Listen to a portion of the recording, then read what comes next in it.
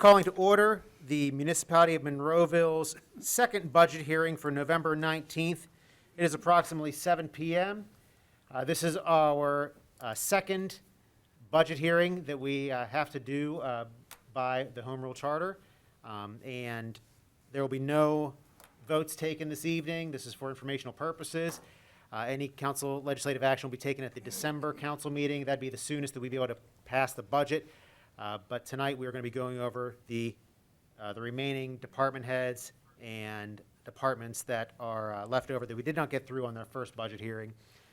Tonight we are joined by all of council except Mr. Poach. We have Mr. Arcinko and Mr. Wilson on the phone, and the rest of council is present in person. So we're going to get right into our hearing. Is there anyone from the public that would like to make any comments on the budget? Budget issues only? Seeing none, we're going to move over to our department heads, and we're going to start with Jared Robinson from our TV 15 department. Okay, Jared knows he was first, right? Okay, very good. He'll be right up. Is Tom on the phone? He was earlier. Did we lose him? We lost him, I think, Mayor. I'm not sure. Okay. Where'd he go? We're going to try to get Tom back on the phone. Bob's doing that now. Gentlemen, you too. Did you get him, Bob? Oh. Bob, you want to try to get Tom back? And while we wait for Jared, our next You want to try? council meeting will be Tuesday, December 8th at 7 p.m. Council can also schedule additional budget meetings if they would like to. Prior to that, they could also schedule meetings afterwards and pass the budget at the end of the year, hopefully by the end of the year. And welcome Jared Robinson from our TV department. Thank you, thank you. How's everyone? Fine. Doing well. All right. So the last 6 months or so since I've been on the job, been doing a lot of assessing, just seeing what we have, and I have some thoughts and ideas on the direction that I want to take things. I've already implemented some things, but really it's just been a lot of assessing, and I don't think that's anything profound. New director comes in, he or she needs to sort of see what they have first before they go about making any changes. So with that, as far as the budget goes, you'll notice nothing really has changed. There are some things, I'm on page 101.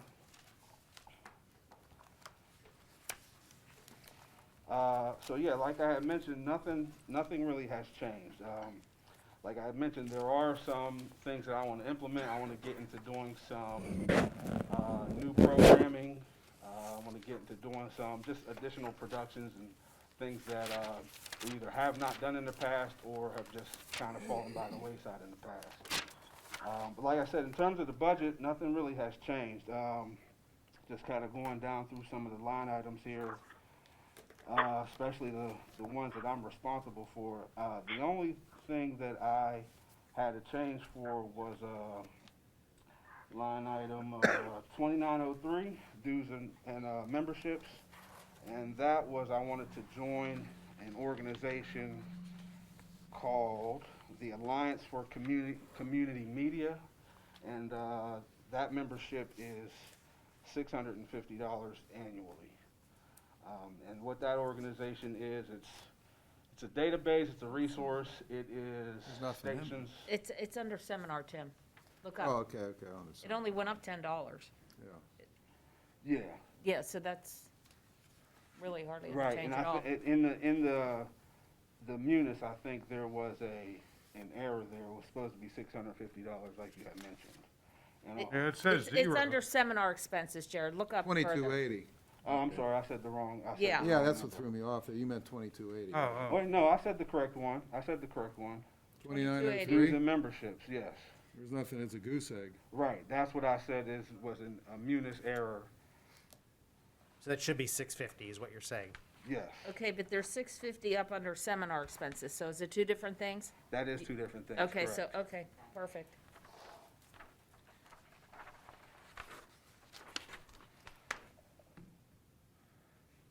And so, like I was mentioning, that is, it's a database that stations like ours belong to. And you sort of bounce ideas off of each other. You see what other stations are doing across the country. And it just, you know, everyone just kind of, you get related to trends and things and of that nature that can kind of, you know, elevate what it is that we do. So like I said, that's annually. And that was the only change. There aren't any big expenditures this year. We had one last year. Our bulletin board, we just got that updated, actually just last week. But as far as 2021 goes, like I think I mentioned to you before, the former director, Joe Hibala, he did not leave the cupboard bare. So things are updated, things are running smoothly, things are running well. So there isn't any big expenditure that we need. Just, like I said, just pretty much keeping everything the same. Very good. Jared, you want to, I think we talked about this last year when Joe Abala was still the TV director, about the change from, if I have this correctly, from analog to digital with respect to Comcast and Verizon, and how we would have to upgrade different, The cameras. the cameras, and you want to expound on that a little bit as far as, more so I think it was Comcast, and that Joe was having conversations with, and even when you were applying for the position, we talked about it when we were interviewing you. You know, because that's an issue that's down the road, Right. but I don't know how far down the road it is. Well, it's sort of two separate issues. The larger issue was we were discussing a potential conversion to HD. HD, I'm sorry, that's Yes. not HD. Yeah, that's what it was. And so that is, from my understanding, it's a contractual thing with the service providers. And if they decide to essentially grant us an HD channel, and then at that point, there might be some upgrading and things that need to be done. Okay, so we don't even know if we'll be granted HD high definition capability from Comcast and or Verizon. To my understanding, that yes. Okay. We're And it's not something sure. we're being forced into either at this point. Correct. Okay. But if we would stay non-HD for the sake of conversation, and Comcast and Verizon are moving along, what would that do to our viewers? Anybody with an HD television? No, we would just, you're saying if they granted us an HD channel, but we were They not ready to. they did not. Oh, then we would just remain as we are, you know, on the station as we are. I mean, what would change if we didn't move our equipment to HD, or we weren't given an HD license and we didn't move our equipment? Would that change anything with respect to the viewership? No, not at all. As long as they didn't take away the channel that we currently We already have. yeah, nothing Okay. would change. We would just operate as we are. All right. Because my concern was that if anybody had an HD TV, would they be able to tune in? Yes. Right. Because, We all do have you know, HD TVs. That's what I mean, and we're not given an HD channel, is my point. Right, but we Right. can still all watch the meetings at home, Right. All right, so. okay. I guess what you're asking is we don't want to get to a point where what we provide is obsolete and we're Exactly. unable to broadcast. That'd be a Exactly. different story. Exactly. Right. So, We're If not we there. were granted an HD channel, then that would obviously be lovely for us. But then, you know, that opens up that sort of box where, you know, upgrades and so forth will need to be discussed. Is it possible if we were granted an HD channel and didn't take it and down the road decided we wanted it, that it would cost more? That's a great question. I do not have the answer to that question. I'm just sort of not privy to the language and the contracts that are provided in the agreements that we have with the providers. So I guess we'll have to wait and see with what Comcast and Verizon come down with.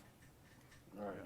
And I want to say thank you for all the upgrades and programming that you have put out there Oh, since you you've come on tuned in? board.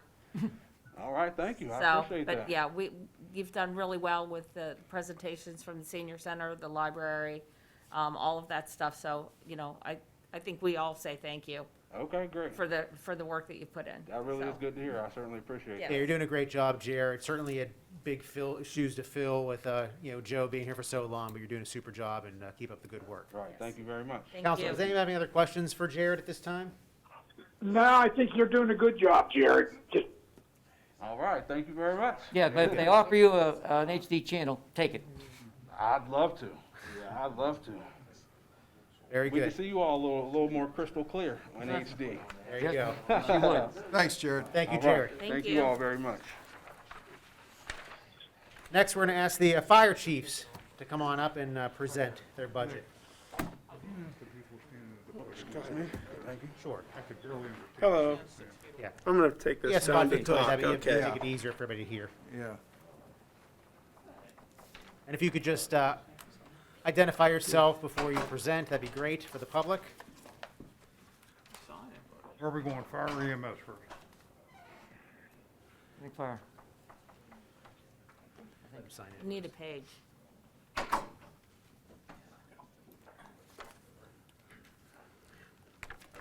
Scott, are you going fire or EMS? You're on. Whatever you'd like. So, The choice Well, is yours. Well, let's start with, my name's Scott Faze. I'm the chief at Monroeville Volunteer Fire Company Number 4. I'm the chairman of the Monroeville Fire Chiefs Committee. Next to me is Fire Chief Scott Belts. He's Fire Chief at Company 1. I have with us, along with us is also Fire Chief Todd Kane from Company 3, Fire Chief Corey Ramsey from Company 6, and Deputy Chief Mike Coleman from Company 5. Chief Ben Rudd could not be here tonight due to other obligations, so. With that said, good evening, everybody, and members of council, Mayor Griesok, Manager Little, and any other Monroeville officials in attendance. Thank you for allowing us to participate in the 2021 budget hearing. The Monroeville Fire Chiefs Committee has discussed and agreed on the operational budget expenditure detail for fire suppression and ambulance service for the municipality of Monroeville, and as indicated on the documents in front of you. And if you have any questions, we would be glad What page to is take that? those, and we do not have any changes for the budget that you have in front of you. Well, one question I got, and What page are we on? Now, the page isn't on here. 47 for ambulance service, Yeah. fire suppression, page 41. page 41. Thank you. Thank you. Okay, yeah, page 41. Yeah, I was trying to respond back to him. Yeah, but I don't think.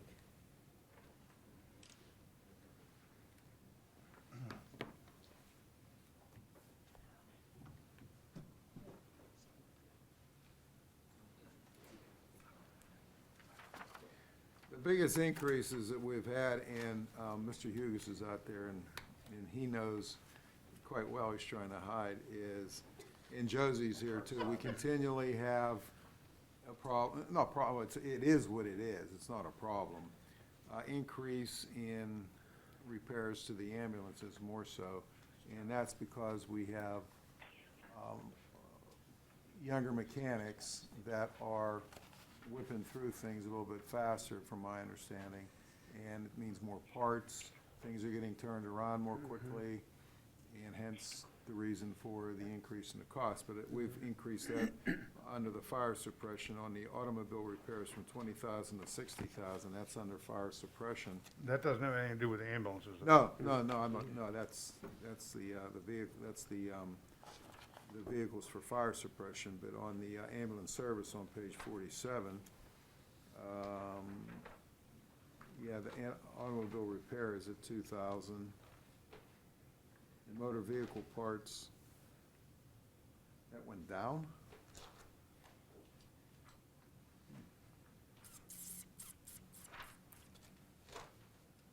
I'm questioning whether or not the increase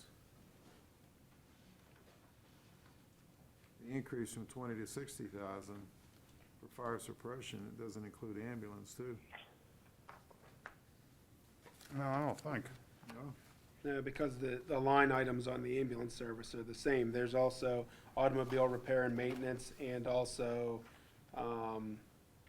motor vehicle parts. That went down, okay, that went down, okay.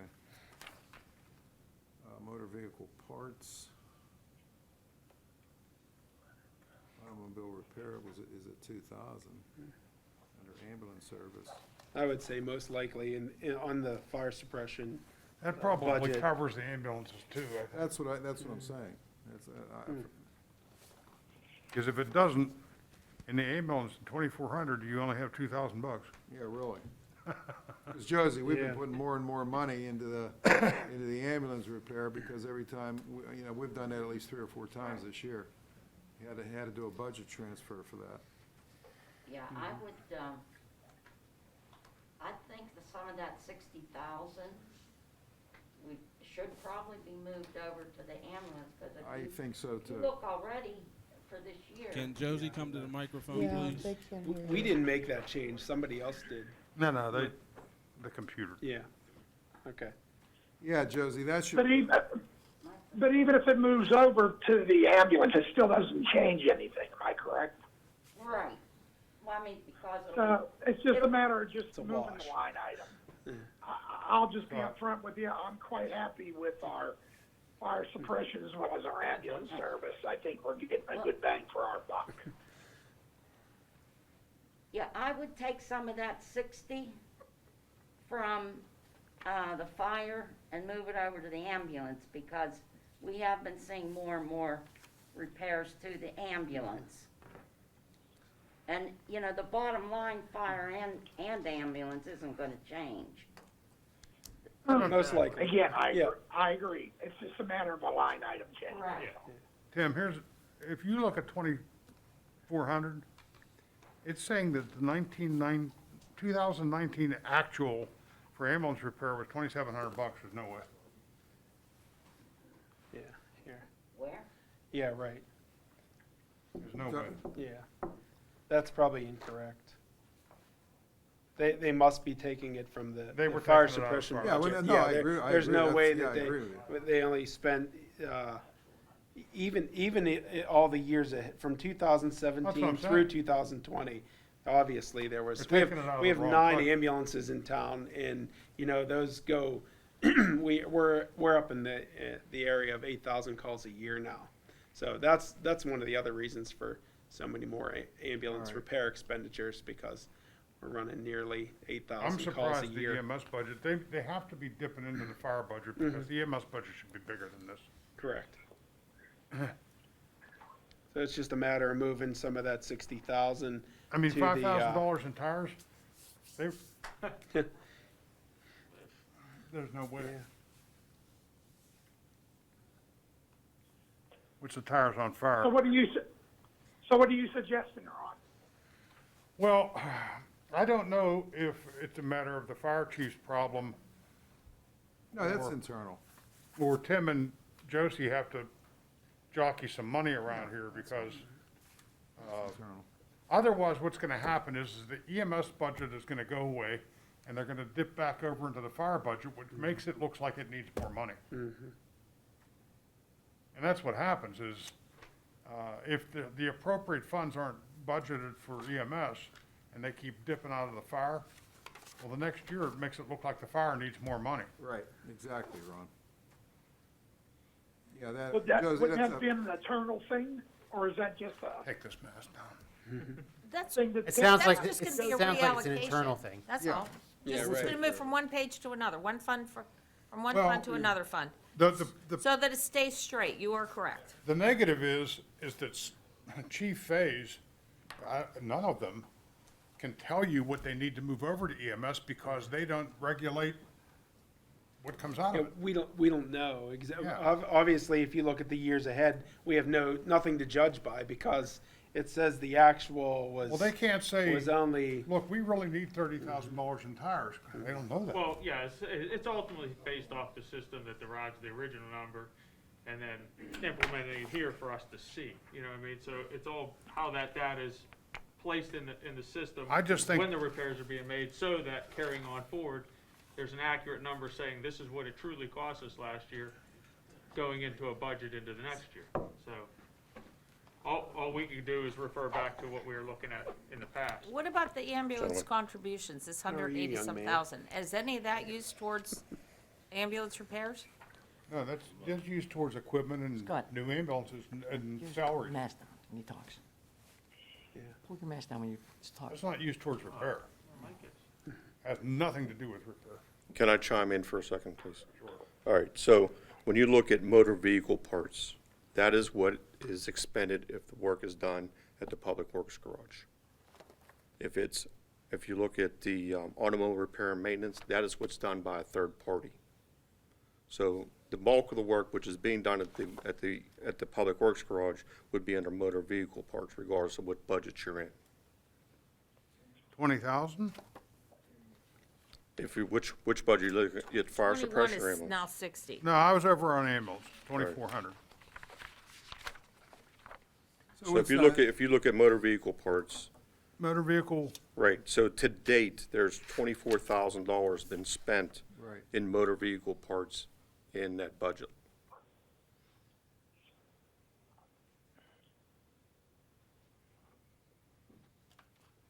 And that's the one we've had a that, transfer. you're saying that's And that's where the outside? lion's share of the Right. funds have been, we had to move to.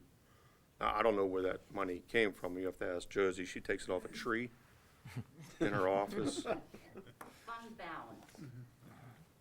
Where's that tree? No, I'm saying, under motor vehicle parts, it's 24,240.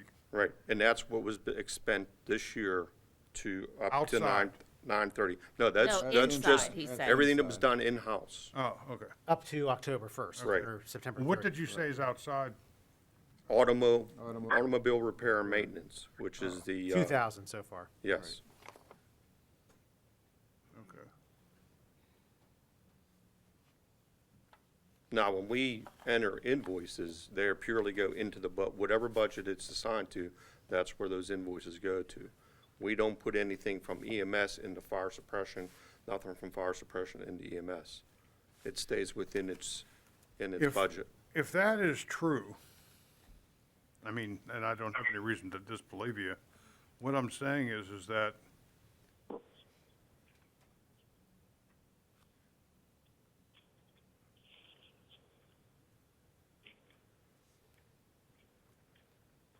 you're talking about $140,000 to run 9 EMS units for 12 months?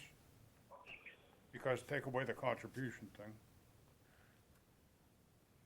That word, that's a steal. It's a, I'm just telling you how it's Yeah. how the funds are no, allocated. no, I'm for that. saying, I'm trying to make the rest of council and the public know that the fire companies are running 9 EMS units, advanced life support, 24 hours a day, all year long, and it costs the municipality $140,000.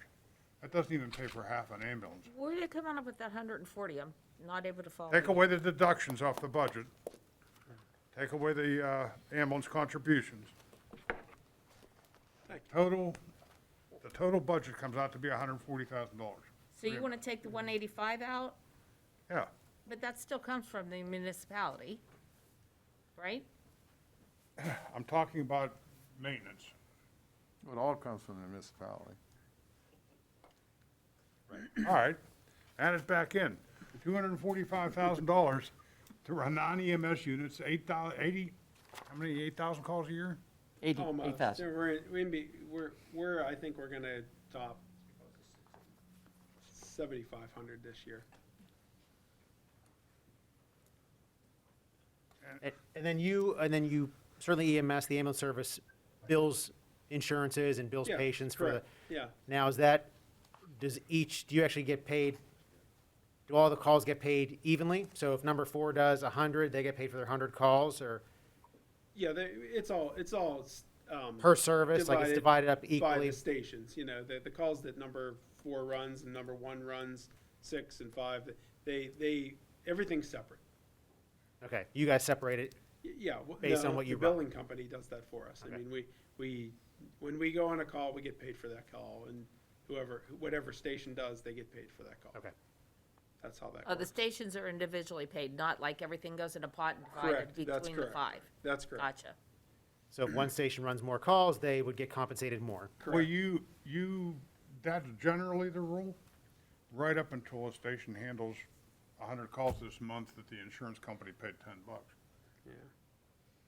So you can't really go by that. I mean, you would like to think that the more calls handled by a station, the more money they would bring in. No, it depends on the health plan. That's, But I'm saying health, you know health insurance. I do know it well, I do. Yeah. do it very well. But yeah, you're right. But I just was curious if, how Linda was Yeah. asking it, if it went to all of the departments, they divided up. But no, you're saying that it's actually, you guys are able to individually bill Correct. for the calls that each individual department runs. That's correct. Very good. Does the municipality recoup any monies from these calls? They do not. They do I not. mean, we provide the service, might I add, an excellent service to the community. We don't rely on mutual aid hardly at all. We cover everything in our town, and And then some. yeah, and then and pit carrying, which I know you guys are negotiating that right now, and It's a done deal. oh, is it? Okay, Yeah, we took care of that. I hadn't heard yet, so. Keep going I'm there. surprised. Yeah, exactly. You gotta Just keep going. there. So, the answer to your question, Mr. Williams, is the money that we make off ambulance pays our payroll for EMS. The fire companies cannot do this on a volunteer basis.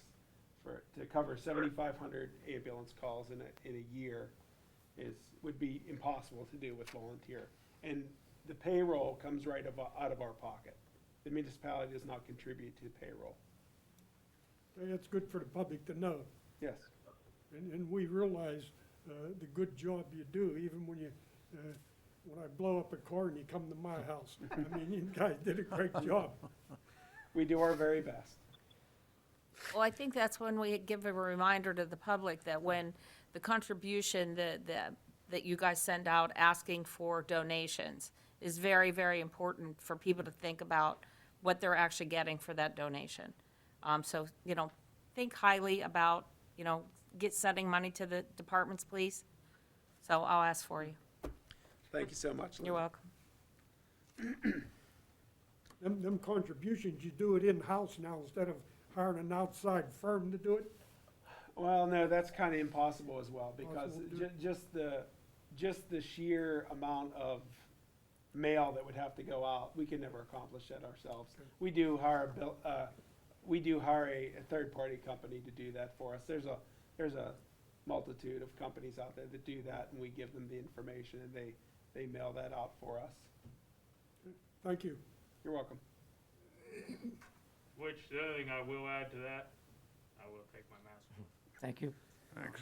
Oh, look at that Is that mustache. typically, the contributions received from Fund Drive, what it costs for us to have that done versus the cost that we receive.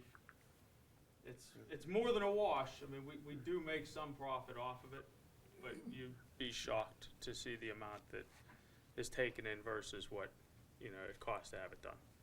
So, part of why we rely solely on, the council as well, the municipality for help. Understood. Any other questions at this point, council? Anything else? I'm satisfied. I think the guys do a great job. I'd agree with As that. always. Anything else you guys want to add? No, just on behalf of the entire Monroeville Fire Department and the Monroeville Fire Chiefs Committee, would like to thank the municipality of Monroeville, members of council, Mayor Griessock, Manager Little, for their continued generosity and commitment to the Monroeville Fire Department in the past, today, and into the future. We thank you so much. No, Very thank- much Thank you. And we thank you. Yeah, you guys do an excellent job, and certainly in this year, you were heavily relied on with coronavirus, and Things are definitely changing, so we appreciate all the help. Thank you. Very good, We thank you. appreciate it. Appreciate it. Thank you, guys. Thank you, have a good evening. You too. Next up, Police Chief Doug Cole. Thought he was waiting till last. He's out there in the hallway, I'm sure. You okay? There he cometh. Maybe he's not waiting till last. I would respectfully defer to the last, since I have to stay here the whole time anyway, Mayor. Is it okay if I go last? Absolutely. Thank you, sir. Thank you, Chief. Paul Hugus, our Public Works, Engineering, Building, and Community Development Departments. Good evening. Good evening. Good evening.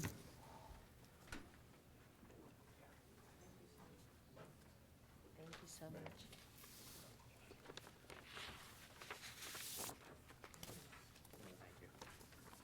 I like when they do this. With the empty envelopes. Yeah.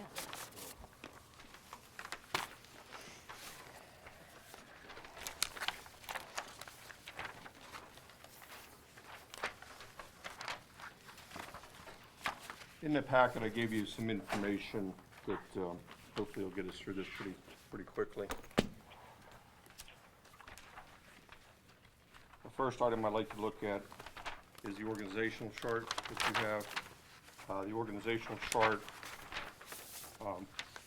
has everybody's name, departments, and their budget numbers and page numbers as it reflects in the budget. So it's easy to look at this and see what budget we're looking at. The second item is, again, the larger sheet of paper that has all the budget numbers on it.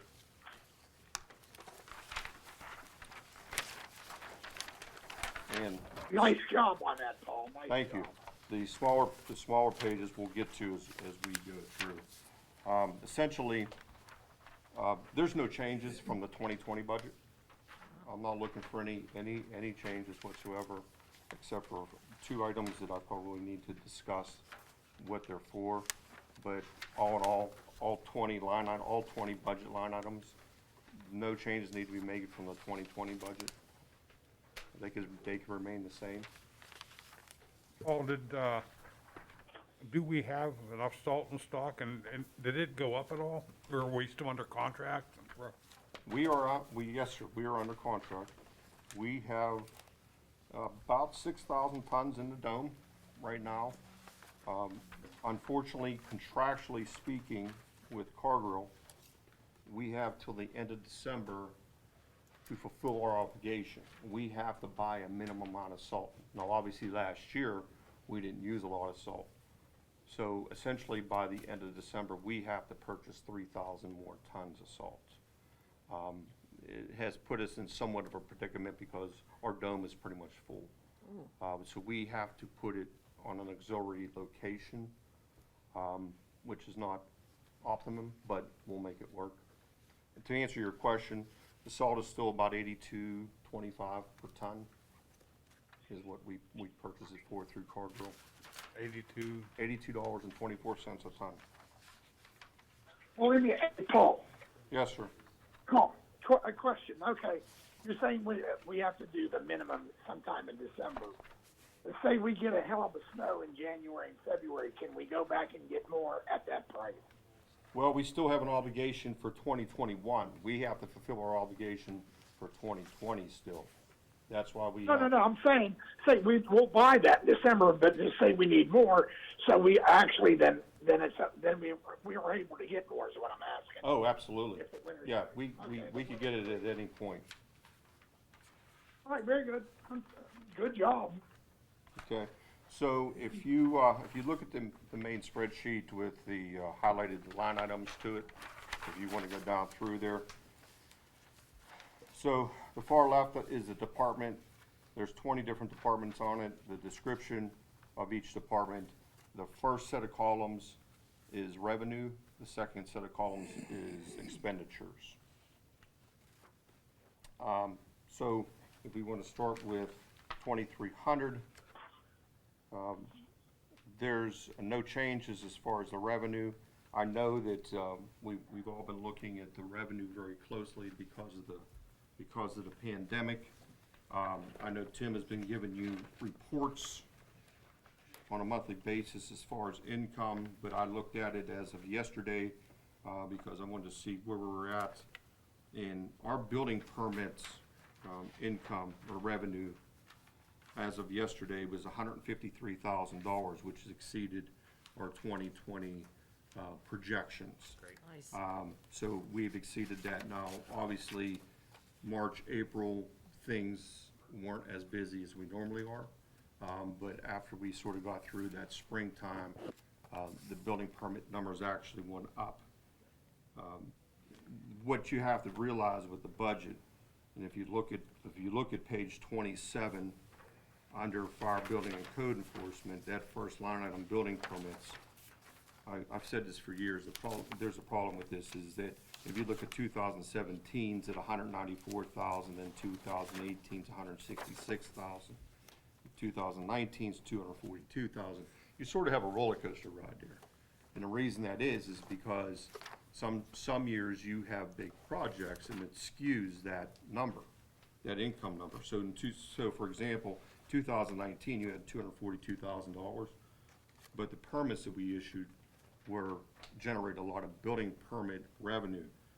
For example, dentistry for kids, A&L Motors, UPMC East Emergency Room, the Evergreen Road Apartments, and number 1 Cochran Pontiac's addition to their building. So you had some rather large projects that had a lot of building permit fees to them. And like I said, so far this year, we're at $153,000. And I expect before the end of the year that we'll be issuing the Fox Plan Road Apartments. So you'll probably have another $65,000 in building permit revenues from that project. The ones on Evergreen Drive are already paid? Is that- Yes, so those fees are paid. They're paid up front whenever they pick the permit up. So you're probably gonna get around, the $200,000 mark with building permit fees. Do you expect the development of, I'll call it the Penn Monroe property? Yes, actually, they are intending to submit a site plan application tomorrow. Tomorrow's the deadline for the planning commission meeting of December. So you'll probably see it in January and February-ish timeframe if there's no hiccups. Question, Yes, ma'am. did you happen to see the tax department questioning some kind of way to integrate with the building permitting process as well as a payment to the tax office? Being able to come together with that they're missing out on some kind of Well, I think payments? Well, I could tell you this, at the end of every month, we send the tax office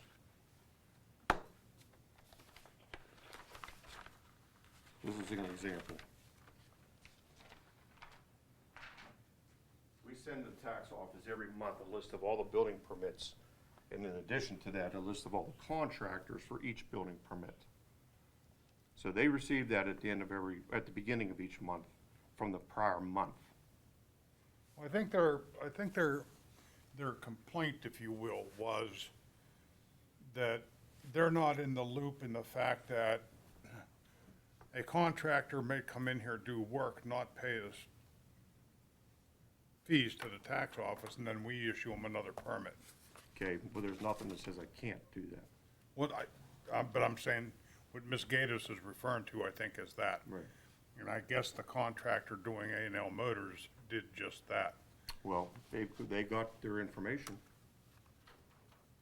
Right, and I think Attorney Ratcher told them we have to do that through the court system, not Correct. through holding permits. And I've also asked for No. reciprocal information from the tax office because we constantly run into problems where people get business licenses from the tax office, open a business, and never get a permit from the municipality.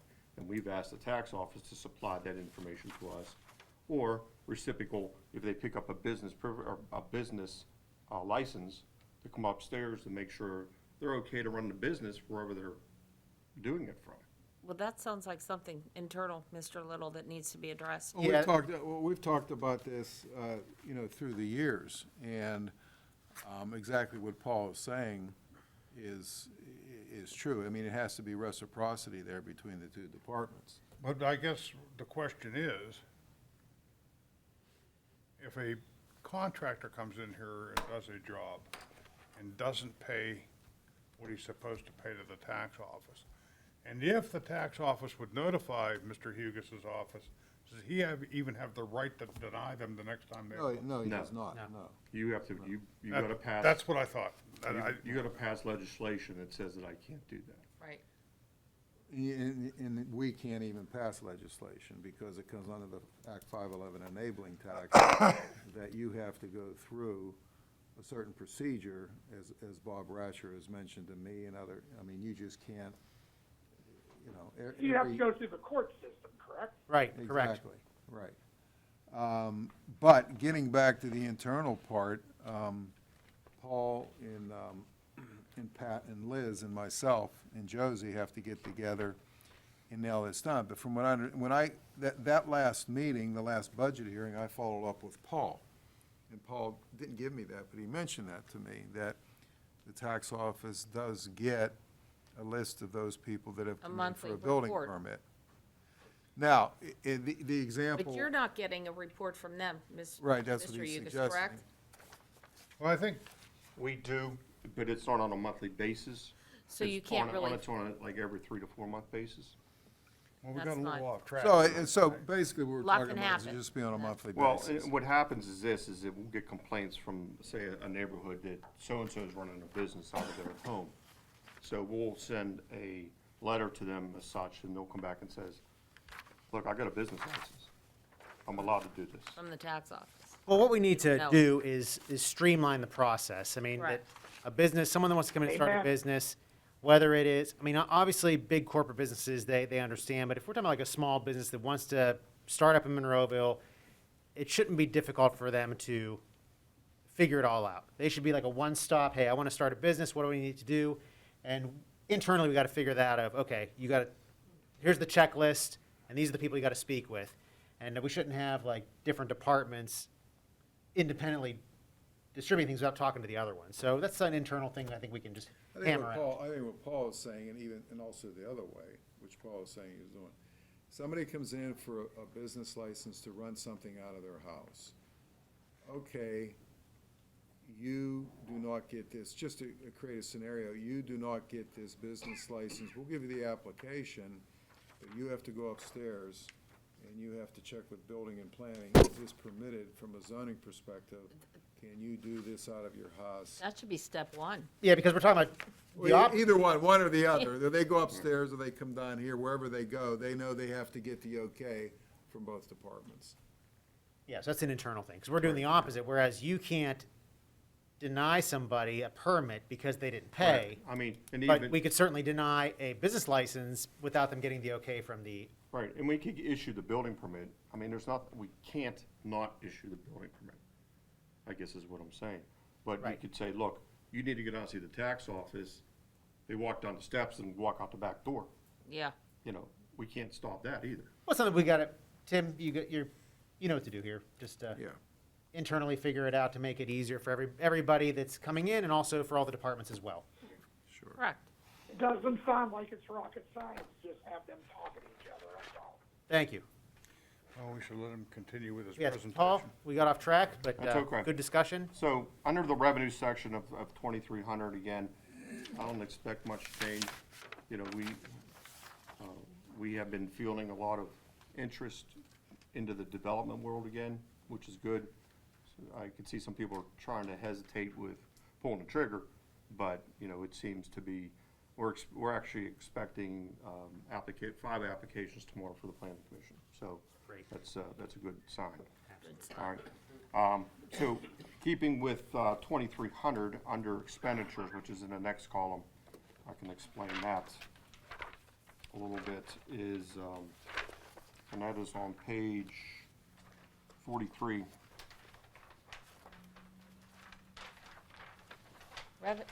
Expenses?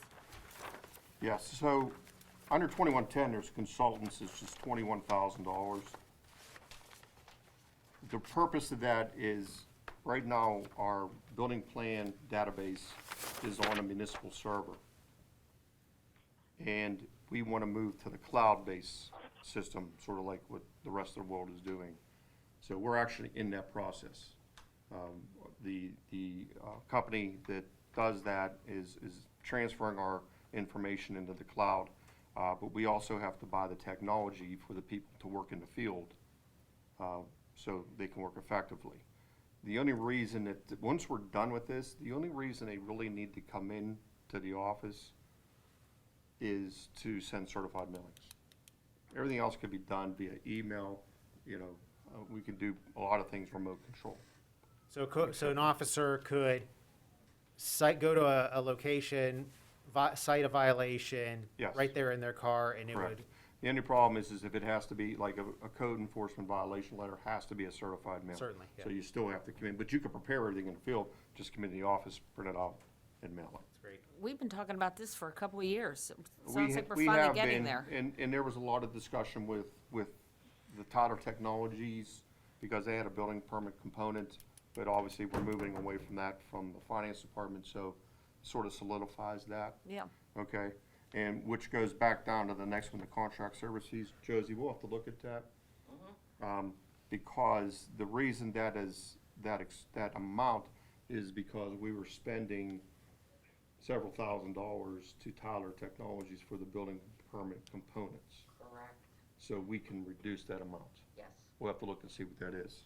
So But the the- remaining balance of that would be the airtime for the field tablets. Okay. So we'll have to figure that out. All right, so there'll actually be a reduction there. Okay? Understood. All right. So if we go down through here, item 2350, which is building and fire inspection, there's no changes to that. Do you need to, we need to talk about anything there? 3200 is superintendent of public works, there's no changes to that.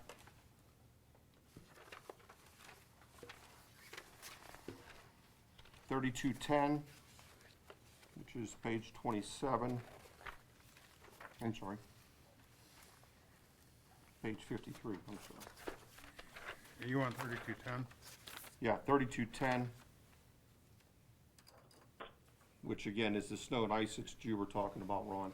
So I told you we were paying 82.24 per ton for salt. I just had a question kind of under that subject. I Yes. just don't know where to. Do we still do county and state roads and Yes. collect revenue for that? Yes, we do collect revenue, so if you want to back up to the revenue section, page 27. I saw it. Yeah, so we get money from the county. Tim, is our 5-year contract up with PennDOT? There was my question. No. We have to pay, we do the state roads kind of for free because Oh, because of the Northern Pike. Not anymore. Northern Pike. Yeah, No, we're out of that. In fact, 2020 was the first year that we did receive money from them, because that was a 5-year program.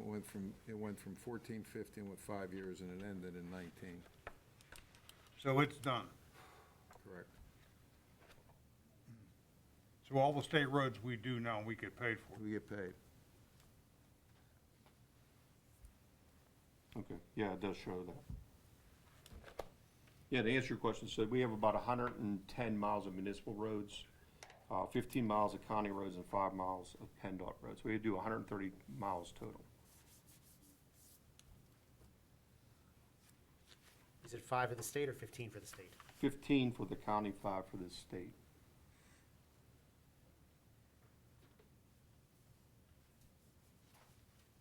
Any more questions for No, that's, snow and ice? Okay.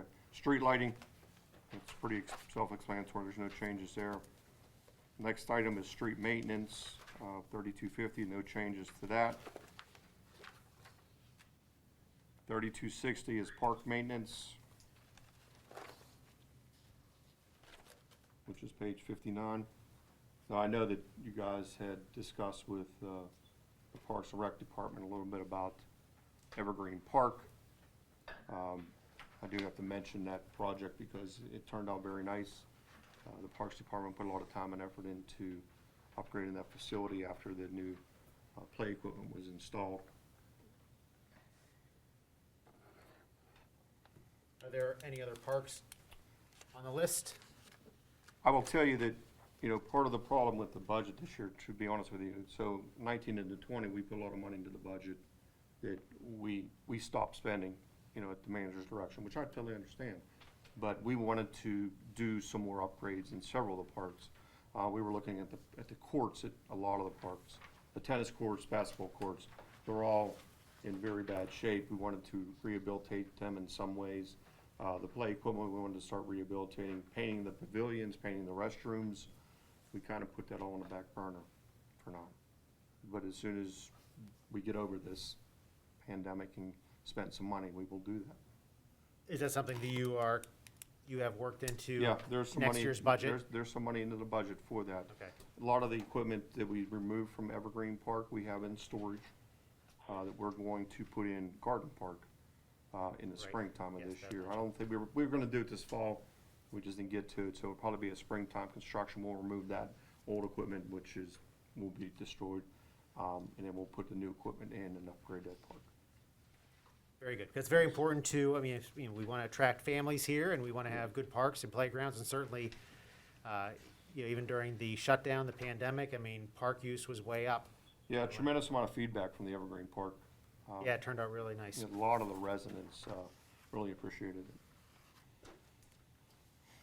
Okay, next one be 3270, which is signs and markings. Again, there's no changes to that. We did a lot of painting this year.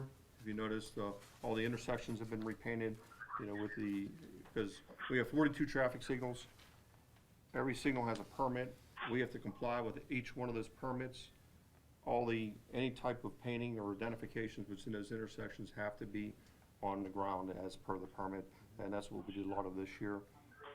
We follow the MUTCD standards, which is the Manual Uniform Traffic Control Devices, and you'll see a lot of, if you look at any of the streets we're rehabilitated this year, new street signs, bigger, much bolder street signs.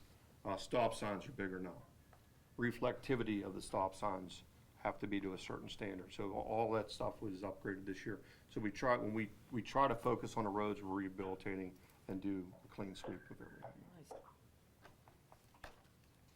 everything. Refuse collection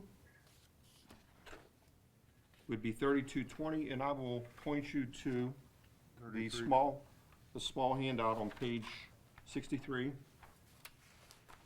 I gave you this bar graph in your packets at the top. Obviously, this is refuse collection. It was kind of, again, it was an interesting year with a pandemic. I want to do a comparison of 19 to 20 with refuse collection per month. As you can see, the blue is 2020 and the orange is 2019. And you can sort of see what happened starting in March to April to May to June. You know, you had this spike in refuse collection because a lot of people were home Cleaning cleaning their their basements. homes. Attic space, Yeah, yep. we're cleaning their homes, and it paid, the refuse collectors are out on overtime a lot of the days, getting everything collected, because typically we go to the landfill once a day per truck. They were actually going 2 times a day because of the amount of trash that was at the curbs. So there was, and it sort of evened out a little bit in May, and again, it spiked in June. So I just thought it was an interesting statistic that you could look at. Any questions about that? Nope, the guys work hard, that's for sure. Yes, yes, Did really a great job, too. they do, they do. Most of the things I've noticed is you never see anything left behind. It's always picked up. Well, they are to I mean, empty the I know, garbage- some of the big empty stuff, the Paul, garbage, yeah. Stand the can up, put the lid on top. Yeah, Yes. they do an excellent job. Except when we have windstorms. Well, looking Then we you, have a lot of phone calls about their garbage cans missing. So we'll go down the end of the street and look for it. Would Yeah, you exactly. guys collect a lot of grill covers?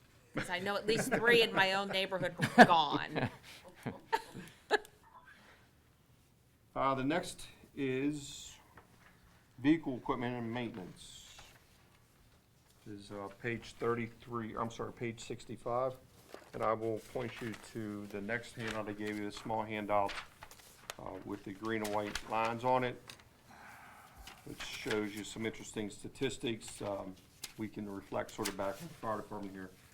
So this activity report was printed from January 1 of this year to today, as a matter of fact. Listed across the top is, I did it by department. Don't worry about the ID number because that's just for data entry.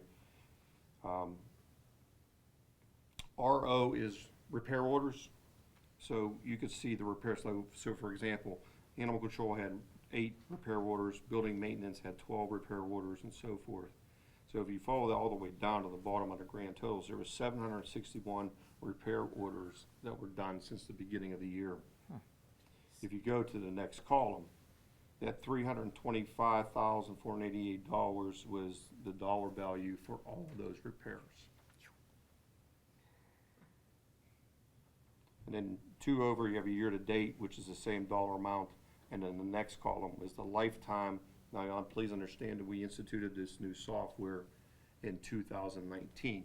So your lifetime analysis isn't very accurate because it's only, we put it into service, I believe, in July of 19. So you only have a year and a half snapshot. But you were talking about the fire departments. If you look, there's each fire department is listed separately, stations 1 through 6.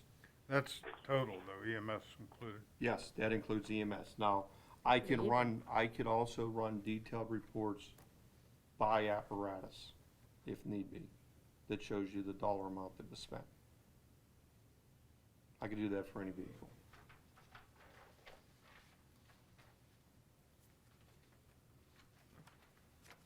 So Paul, I'm sorry, so earlier when the fire chiefs were up here, you Yes, sir. mentioned the difference in the budget with the parts versus. Yeah, motor vehicle parts, when you look at the motor vehicle parts, so if you look at this, page 65 here, if you look almost to the bottom. Yep, I got it. Motor vehicle parts, you scroll across there, you can see that's the lion's share of that budget, Correct. okay? But now, So that's a cost for anything that's repaired within the facility. That's where that cost comes from. This is strictly, this doesn't include fire, police, or EMS. This is for all the public works vehicle, all the engineering vehicles come out of Okay. this budget. but then this chart you're showing us with the breakdown Yes, and these numbers we see for the The fires. automobile repair and maintenance would be outside. yes, it would be, I refer to them as a third-party system, third-party repair. Wait, so I'm sorry, on this form you gave us with the breakdown for all the different vehicles or all the different departments, Yes, so the fire stations that are listed on this form, yes. does that money come out of this budget you're showing me No, here it or comes out out of there? of their There. individual budget. Okay, Same as the police. The police vehicles, you see, if you go almost halfway down to police vehicles, that would come out of Doug Cole's budget. understood. So this is really just an overview. This is a of the snapshot department. of what occurred in vehicle repair. Got it. Thank Yes. you. Questions, concerns? No, this is really interesting, though. Next budget would be recycling. And I can refer you to the other piece of paper that I had in your budgets. Is the recycling. That is the one item that we really have seen a spike in recycling. I don't know if you know this, but a lot of people get things Amazon to their houses. A lot of those boxes end up in the recycling dumpsters at the municipal building and various locations. And it's increasing daily. I know we've actually got questioned about putting additional dumpsters in. We used to empty the dumpsters twice a week. We empty the dumpsters every day now. If we would put in another dumpster at every facility, we would still empty them every day. It's just because there's people putting things in the dumpsters that aren't from Monroeville. They know that they're there and they're putting things in the dumpsters. So, you know, I know Councilman Williams has asked for lids on dumpsters, and we try to do that, but people jam the dumpsters and slam the lids and then break the lids, and then they dump them and the lids come off. So we're always chasing our tail with that. So, you know, but we're doing it every day now. We empty those dumpsters every day. And is there any reimbursement for recycling? There's no value in it at this point. But it's something we gotta do, but there's not much value. Joe, you've heard. What's that? Grant. Yeah. So we get a grant for it. So what dumpsters are getting filled by, which ones are you talking about in particular? Well, they're staggered. Well, the dumpsters are, you got here, the ones at number 4, you have them at the library. Oh, the parks? Park and Public Works. Public Works, yes. Yes. So people come in from out of town? Oh, yeah. We see it even with refuse. They know what days are refuse days in certain neighborhoods. They'll drop their garbage off. Because we take it all. There's no way to keep people from throwing garbage in them recycling containers, huh? No. Oh, this is garbage too. It's, Yeah. Yes. well, I can tell you the businesses go through the same thing. People come from out of town, Right. go to back behind a business and live Miracle Mile. We have a continual problem with the refuse dumpsters in the parks. You empty them, the next day they're full. People just take everything up there and they just dump it in there in the You know, dumpster. one suggestion here that I just thought of is that we may have success, I don't know, in writing a grant to get a cardboard compressor, which can be used by any resident. There's several municipalities that do have it, and I've even used it myself where I used to live, and you put in cardboard and it compacts it up. And the Public Works Department, you know, they'll put a band around it and then it has to be unloaded and then, you know, taken to.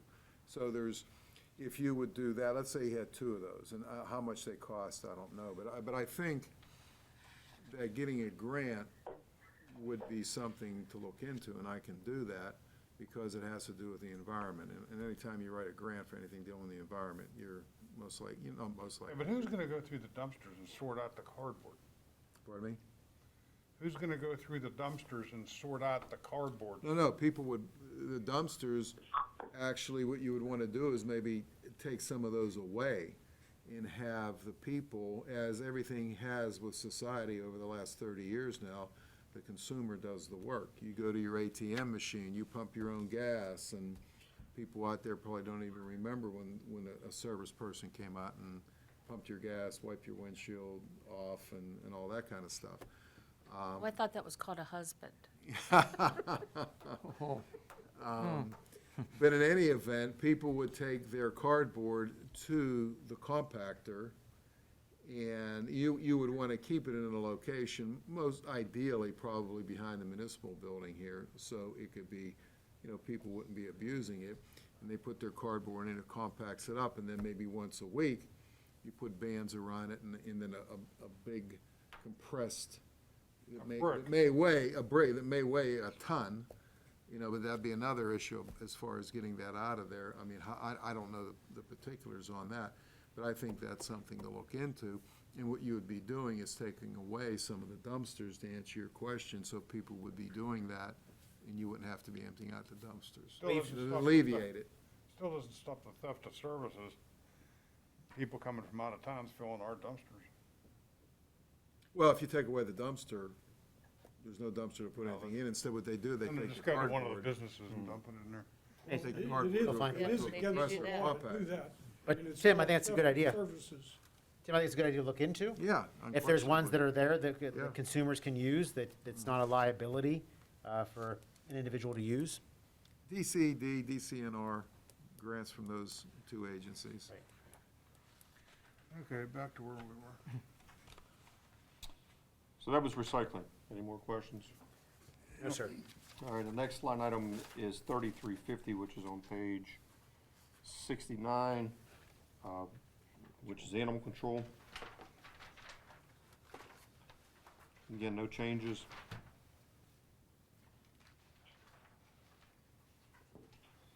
Nothing. Okay, next is building and property maintenance, 3360, page 71. No changes.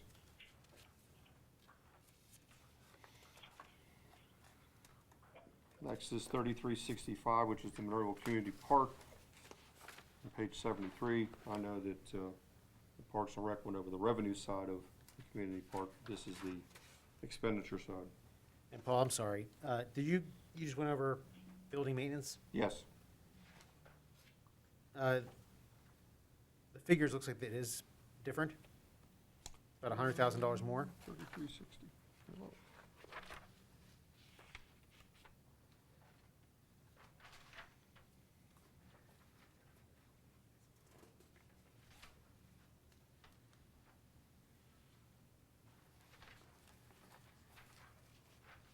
Looking for the line item.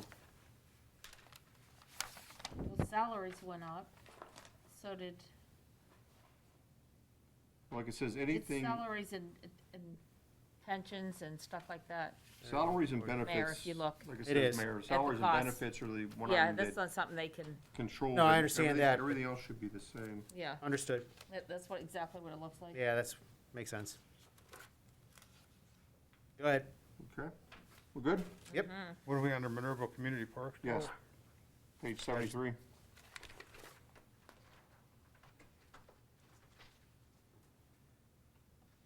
Again, no changes to that.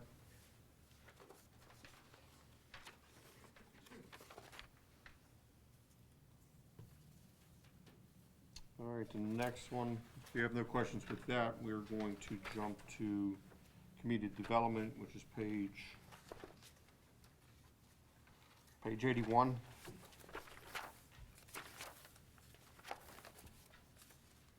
Again, no changes there. The revenue section of that, you know, it really is a swag.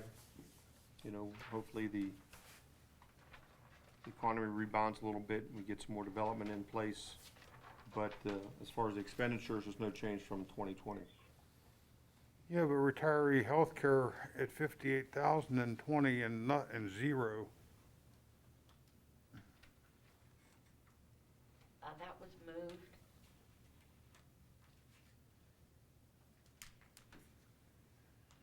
Here, Josie, That was, Ron. that was moved to a different fund. Oh, okay. So that's correct. Yes. Okay. If you recall, I guess it was last budget meeting, we have it as a one-line item, the OPEB cost. Oh, yeah, okay. I think it's great. It makes my budget look like it went down. I just wanted to make sure that was correct, that's all. Yep, it does, yeah. Any questions? Nope. Okay, the next one is Planning Commission on page 83. Again, that's a very small item, no changes.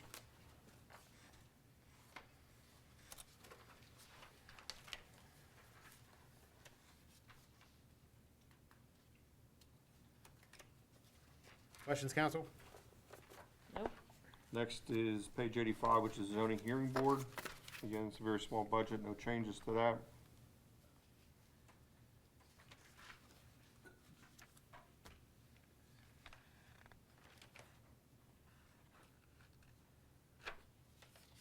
All right, any questions? All right, next is 6100, which is engineering, page 87. Josie, I was looking through my notes today, and in the revenue section, there's a $204,000 in grants as a revenue, and then $204,000 as an expenditure, Right, okay, which obviously it appears to be a pass-through. yes. I'm checking, I think that that's a 2020 grant. I think that maybe we can take that out of the 2021 Oh. budget. Okay, And I have the paperwork, so I'll give it to you tomorrow. I okay. think that's something we can, it won't affect anything, because That would have just been a pass-through it's just a anyway. pass-through, so it Right. really doesn't affect it, but Right. I think we can take it out. So that was a 20. Yeah, what that was is for the West Patty Lane traffic signal that was installed in 2019, 1920-ish timeframe, so, There's a pause. yes. Okay. And I believe we received a check from PennDOT for that. That's why I Okay. want to check with you. Okay? Any questions? Not, no. Yes, sir. All right, 6110, which is traffic signal maintenance. There's no changes, that's on page 89.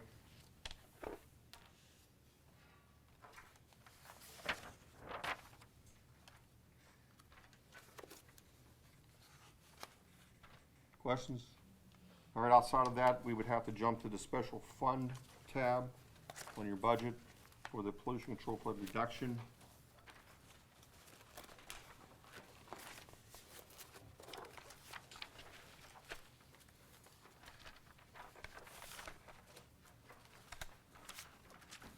Again, there's really no changes here. There was probably just some money moved around predominantly for the capital improvement section, which is on page 8.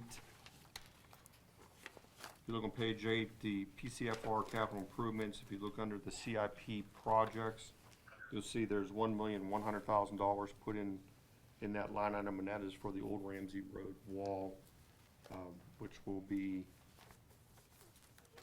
done in 2021. What was that amount again? $1,100,000. And that's to repair the old Ramsey Road wall.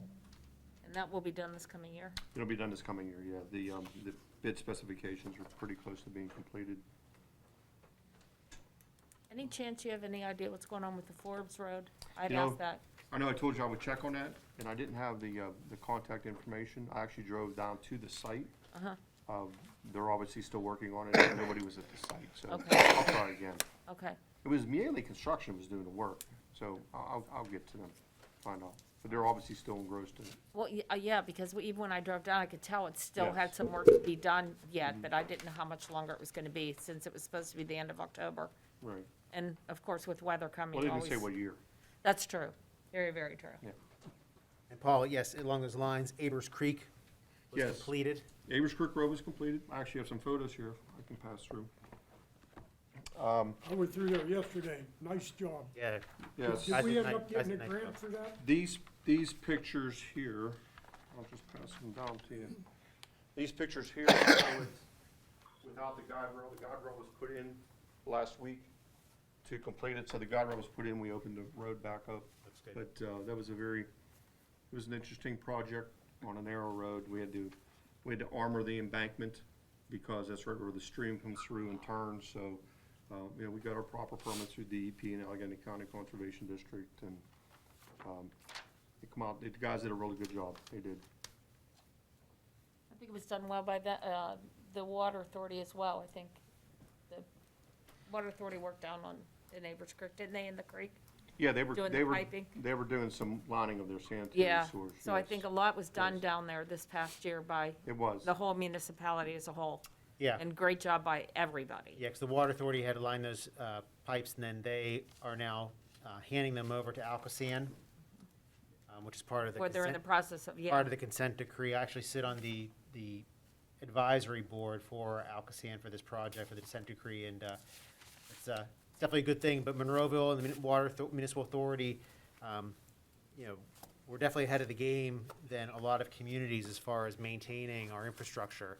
Yes. I know everyone could always do it better, and I know we would like to do more, but it's a challenge. But definitely, this community's further ahead than most, which is a very positive thing Correct. and a testament to the crew.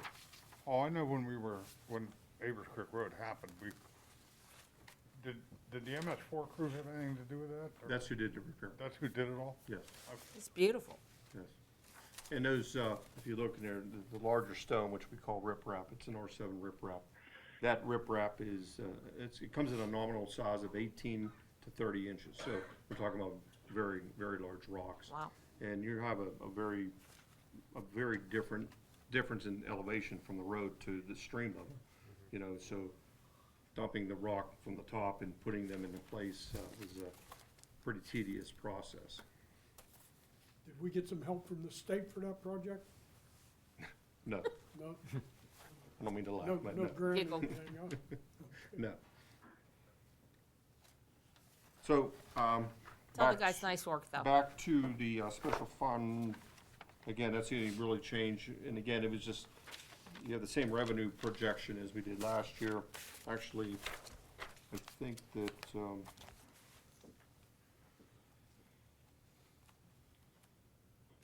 we exceeded the revenue for this year.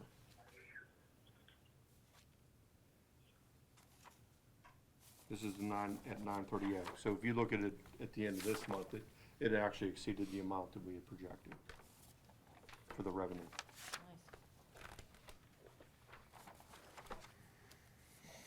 Any questions about that?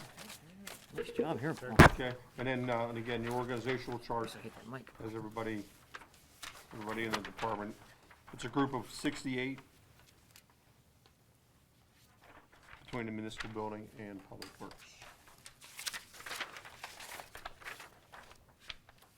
Outstanding. Questions, concerns, comments?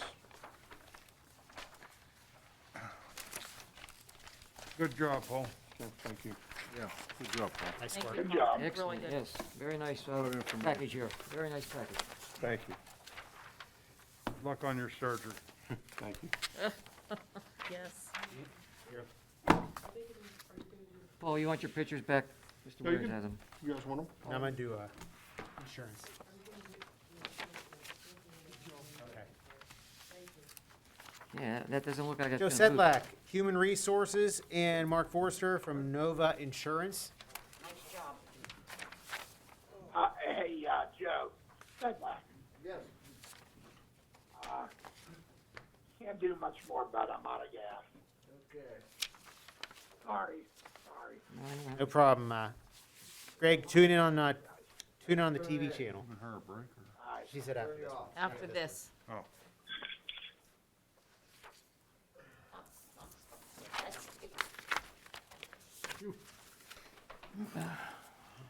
Thank you. Did you cut Greg loose? Yeah. thank you. Thanks, Mark. Good. I know that delivered them there, Mark. Thank you. Okay, we'll be going to page 25 to talk about exciting insurance. Mark's life.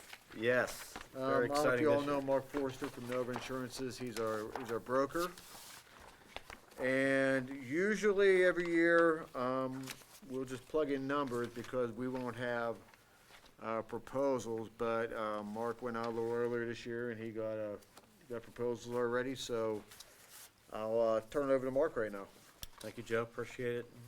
Yes, we approached the carriers early this year, September 1st. We approached them and got favorable responses back.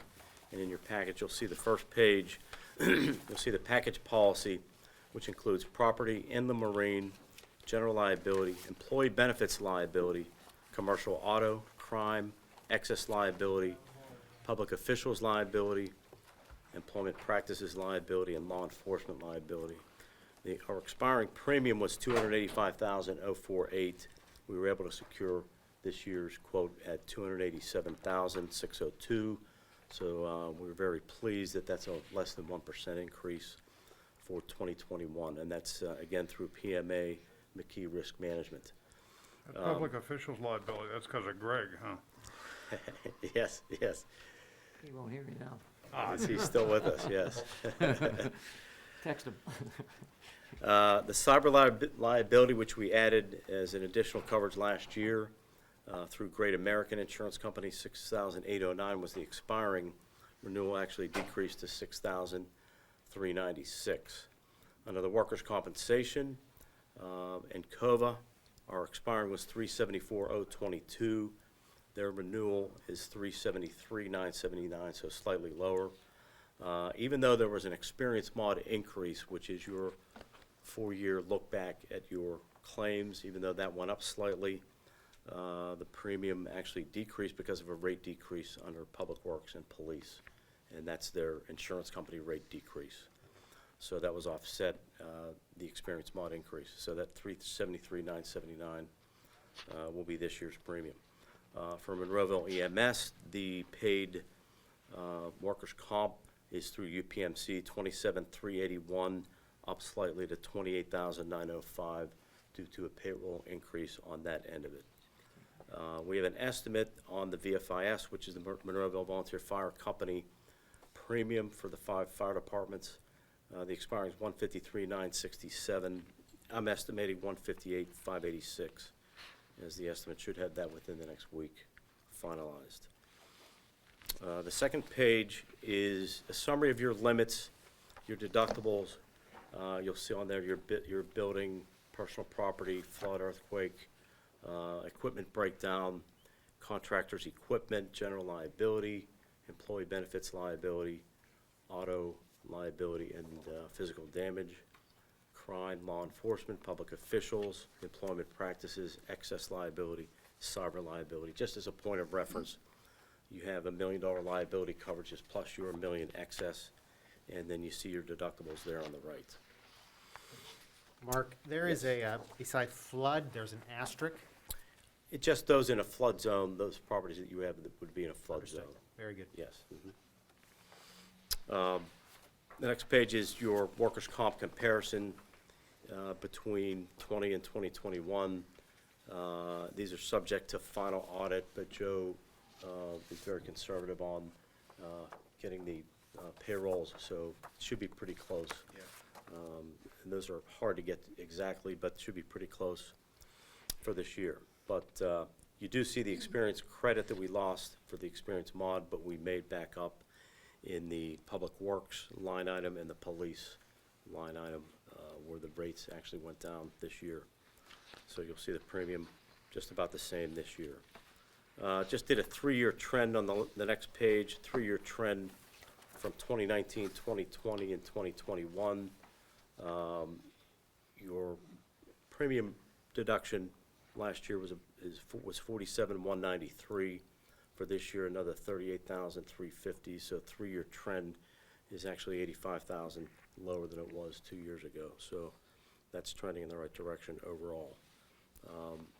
But you can never end. You can never rest. The loss control for this year on your final page, we put together a loss control series for 2021, working with Joe, and he's going to help implement this. This is obviously all going to be virtual for 2021.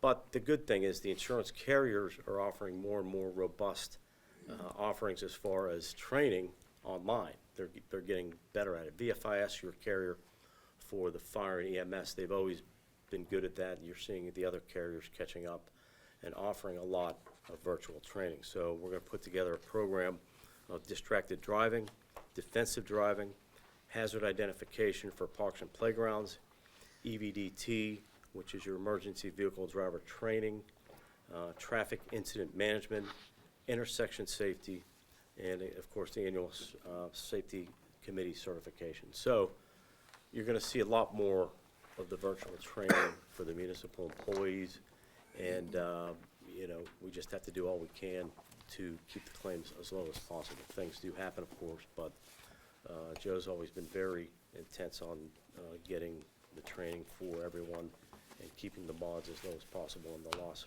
And history that's, as low we as get the possible. discounts by getting this done, turning in this in. The safety committee certification, Yeah. yeah, we got 5% off the workers' comp because we were certified last year. Okay, So we got 20,000 taken off because of that. so this is definitely worth it. Yes, Yes. absolutely. And let me tell you, that law passed, I mean, talk about things changing, that law passed about 30 years ago. A little bit before that is when you had the gas stations that would pump your gas for you. So it's been that long, and I'll tell you, Joe has done a really good job at getting that safety committee every single year. Not all municipalities do that. Very few do that. I hate to say that, but there are very few that do that. And businesses also have the ability to do it. It's something statewide. You guys have had it every single year for about 30 years. So add up that over a long period of time, and that 20,000, sometimes it's higher, sometimes it's lower. But you've really taken advantage of that for sure. Great. So, at any rate, any questions? I have a question for you. Yes, Councilman? I know my own personal car, if I had a chip in the windshield, get it fixed, it doesn't cost me anything. But I noticed in so many municipal expenses that we have to pay for chipped windshields. What's the reason for that? Because the deductibles that you've chosen, that's, Is there, I didn't think it was deductible on glass. well, that's the deductibles that you've had over the years. You've had that comprehensive deductible, which I believe is 5,000. So you're self-insuring those small claims, essentially. Yes. Mhm. Thank you. Sure. So Joe, regarding the virtual training that Mark just talked about, do you coordinate the employees for the different Yes. modules here? Yeah, I mean, if, along with these, through Encova, they have a wide range of training as well. So I'll talk to Public Works, Paul Hugus, about different training we could do, and whatever we can do, like I try to schedule for anybody, yeah, yeah. Great. With that being said, now, like, I put in 5% increase on the budget because we weren't sure of the numbers. So since they came in like they did, I think we can go back to 2020. We can give back money here. I don't think we're gonna need it. I feel comfortable that we're good. Now, the only thing with that is, with liability and property damage, you have to understand, when we get a lawsuit that come out of the blue, if it's general liability, we have a $25,000 deductible. So if we go down the line, we settle for $35,000, that $25,000 is coming out of And us. counsel, I know you know this, but it's worth repeating. That's each lawsuit. Yeah, 25,000. It isn't an aggregate. It's for each lawsuit. yeah, for each occurrence, Each so occurrence. that's why we keep a little extra in there, because we never know when we're getting sued. You know how we get lawsuits. Yeah, You know, good idea. slip and falls, and this, you know, it just happens. And so, that's why the money's a little more in that, in property and liability, because of that. Workers' comp, you always want a little bit more because we get audited every year. And even though you try to get the payroll exactly right, it ends up with overtime. If you hire more employees, all of a sudden, your payroll's more. And they go back and you have to pay for that amount of payroll that you didn't pay last year. So it could be another $15,000 or $20,000 over what you had scheduled. Yeah. So, but, that being said, I think we can, Josie, go with the 2020 numbers for the property liability and workers' comp. So we'll give back, $60,000, Great. okay? Very good. Unless Thank you don't you. want to give it back, it's up to you. It's already spent. Any other questions? Oh, very good. That's it, painless. Thank you. Thank you all for your Thank you. service. Thank you. This is a Thank you. very difficult year. We don't realize that, Yeah. and nothing like we've ever seen, but thank you all for your service to Monroeville. As a business owner, I really appreciate it. Thank you. Thank you. Yes, thank you. Very good. And actually, we're going to take a 5-minute recess for our stenographer. So this meeting is in recess.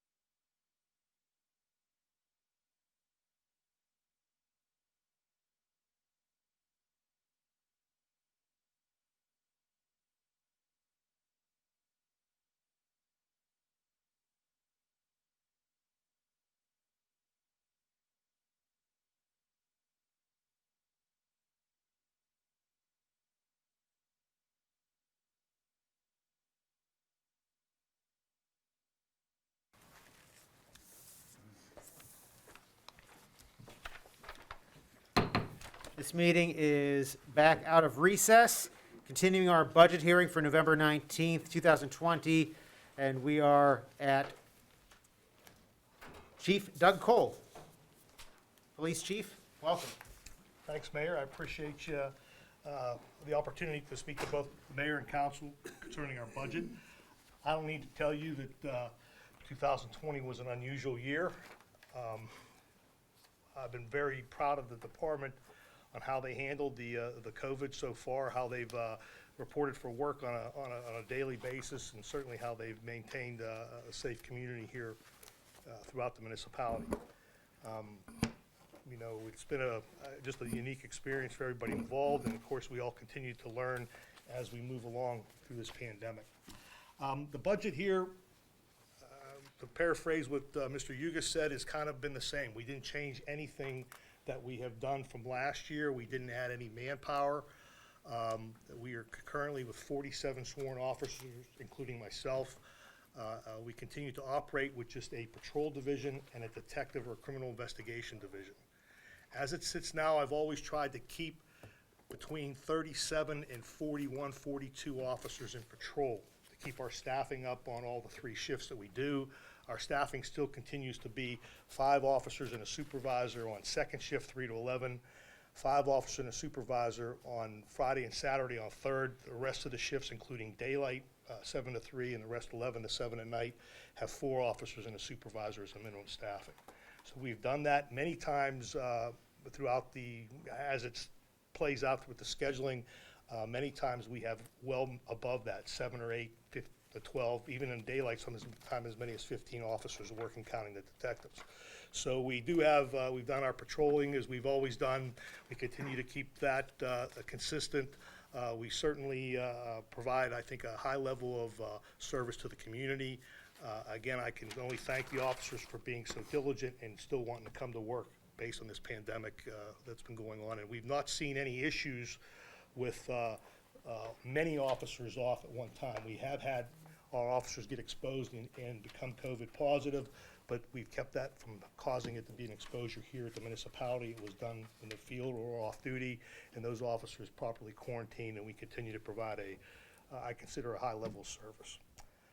So without any further ado here, we can get started. I mean, certainly on page 27 under the revenue, you can see how Josie put the revenue in different locations, which is, it seems like to be a more common sense approach to do that. So our revenue stream has stayed pretty much the same. We have a revenue stream of roughly $2,000 a month, which is part of the dispatch for the services we provide for dispatching pick, care, and ambulance, or correction, pick, care, and police department. And then we have $2,000 a month, which we kind of take up to 30 with fees that we collect at the Public Safety Training Center. Those are some minimums that have stayed the same for the past 4 or 5 years and haven't changed. Our other revenue that we get is from officers working details that are paid at the municipality of, or at the Monroeville Mall, as well as details that are paid by other construction companies with highway details, our DUI checkpoint details, and then of course with both our detectives and our patrol division, we have officers working details assigned to what they call organized crime drug enforcement task forces, whether they're with the federal government or with the state government. So those get reimbursed as they provide services to those task forces that we belong to. We've continued to belong to the same task forces that are case-specific. We don't have any officers assigned full-time to any task force. They're all assigned on a part-time basis and based on a case that's generated by those departments. And that can come out of both patrol or detectives. So if there's any questions with that, we'll go into the expenditures. Anybody have any questions? Okay. Expenditures, police administration, you can see. Give me a page number. Page, I'm sorry. 29. 29. 29. Police administration, we pretty much stayed the same. One of the things I have budgeted for seminar expenses involved in going away to I try to attend either the state chiefs of police organization or the International Association of Chiefs of Police. Both are top-notch organizations. Obviously, they didn't have it this year. There's been no travel on any department this year at all. So, so that didn't occur, so that was money that we've saved. We've kept that all pretty much the same. As you can see, when you look at the revised budget, it's a pretty good drop, about $300,000. That's because we took out some other fees, i.e. retired fees were taken out, post-employment benefits for the chiefs and assistant chiefs that were part of that are still receiving them, that are retired. And then we also removed a deputy chief's position. Understanding that next year is going to be a tight year as we play through this pandemic, we're just going to continue to what we did this year. So obviously, we didn't have a deputy chief's position this year, which we did budget for 20. We did not fill that. Any questions there? Yes, sir. You might see a little bit of an increase on some of the expenses in both the patrol for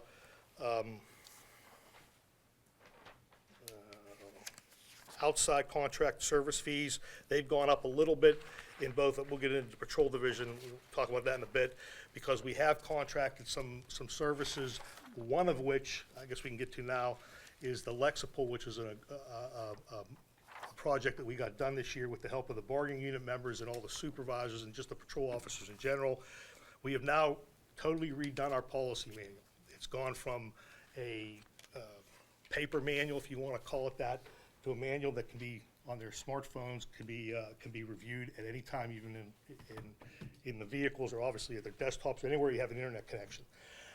All the officers were trained on that manual. They all signed off on that manual. In addition to that, this company Lexipol keeps us current. We update that manual as needed, but at least quarterly, we meet with the bargaining unit. I'm planning to meet with him this month coming up, or if not the end of this month, beginning of December, where we go over policies that have changed. Certainly the use of force policies are all meeting national and state and national standards. We were well ahead of that curve. We've not seen any issues with how the policy manual is going here or being disseminated. In addition, we get what we call daily training bulletins sent by that company, and each officer is required to do 6 of them a month, where they actually go over scenario-based, answer the questions. It's just Chief been was showing me that when they were implementing this, it's been about 6 months ago. I think it was right at the start of the pandemic. And it's really a neat system, especially the updates of the bulletins, because you get into all kind of policy manuals, especially police. Things change. And if you get an update and all the police officers have to sign off on it, that's real accountability there. It's really. Just as, if you want to grab this with a picture, it's not really important, but this just came today. It's called the Presidential Executive Order on Safe Policing and Safe Communities. So there was a total of 12 different policies that needed to be looked at. We got maybe one of that 12 we got to tweak. All the other ones, we had met that standard already. Nice. So, Wow. so that's what's just routinely going on, and we're keeping the guys in that policy manual on a monthly basis so they understand it. Of course, when we do our quarterly training, which we have a quarterly 8-hour block that we go over, I go over the manual or anything new that happens, as long as we do that as with our first aid, our CPR, our shooting, our anything new, AED, anything new that we're coming out with. One of the latest being pandemic stuff too, so we go over that and continue to keep the department trained. So I think we're meeting the training standards, certainly as best as we've ever done in my career here. Absolutely, and it's so important, So especially important. with what's happened in the world recently, and training is a key component of it, and the department operates at a high level, that's for sure. Thank you, Mayor. And so, in the next page, we want to go to the emergency communications. They throw them in there. I don't need to tell you that one of the advantages that we have here, having our own dispatch center, I'm a real proponent of that, is that it really puts us in an emergency management mode 24/7. We haven't had to, as we discussed, Mayor, that we were going to declare an emergency with this pandemic. We didn't need to do that because we didn't need to staff anything here. We did it as operating. We do it daily. We do it 24/7 without even batting an eye, 365. So having those guys available downstairs, guys and gals, our dispatchers, our communication people, is a certain positive for the department. It's certainly a positive for the municipality. It's a pretty penny. It costs us a little bit of money here, but I think it certainly pays off without a doubt. And I felt real comfortable. I didn't have to worry about ramping up as the emergency management coordinator, having places set aside, having people in the building. Because even as we talk about now shutting the building down, as we're doing now because of the spike, we're being very progressive and appropriate for the pandemic. dispatch office is sitting down there open. People can come in and talk to somebody, they can drop things off, they can do what they can. That's where it really makes a difference. And I think you kind of we saw it this year. So we've been trying to keep, as I tell it, technology, we have 9 full-time employees. The reason you've probably seen a little bit of an increase there is because the 9 full-time employees, we're trying to get part-timers that will be consistently that we can use them, because we're kind of working those guys pretty tough, trying to keep 2 positions staffed 24/7, 365 with 9 full-time employees. There's automatic overtime every week, at least a couple shifts, many as 4 actually. And in addition to that, Josh Ray was promoted to supervisor when Jim Tomasic retired, and he's done an outstanding job, but he's also been part of our technology group. And with the great thing that happened this year was I finally did get an IT person. And that's gonna roll us into the body cameras, the in-car cameras, and all the stuff going with it, because I have the IT, I have the support structure in the back. So that's made a big deal. So we'll talk about that in support services. So again, if any questions, you saw a little bit of 10,000 increase in contract service fees. It's again the contract fees we have with the new radio system. You know, by the way, our radio system is working fabulous here, even in the bad windstorm. We had half of it got knocked out, but the redundancy kept it up and running, and kept us good operational. We didn't even know it was missing actually until we found out a little bit later. What they've been doing over in Monroeville with the crane over there, is that anything to do with us? Or That's with- a little bit with us. What happened was, as our system works, one of the main hubs is up on top of Monroeville Center. Right. Vince Neese and his company provides that free for us. I know. We plugged it into a 110, 120 outlet and didn't hit the right outlet where the emergency power ran to it. So that's one of the reasons we had our problems during the storm. So we're updating that now.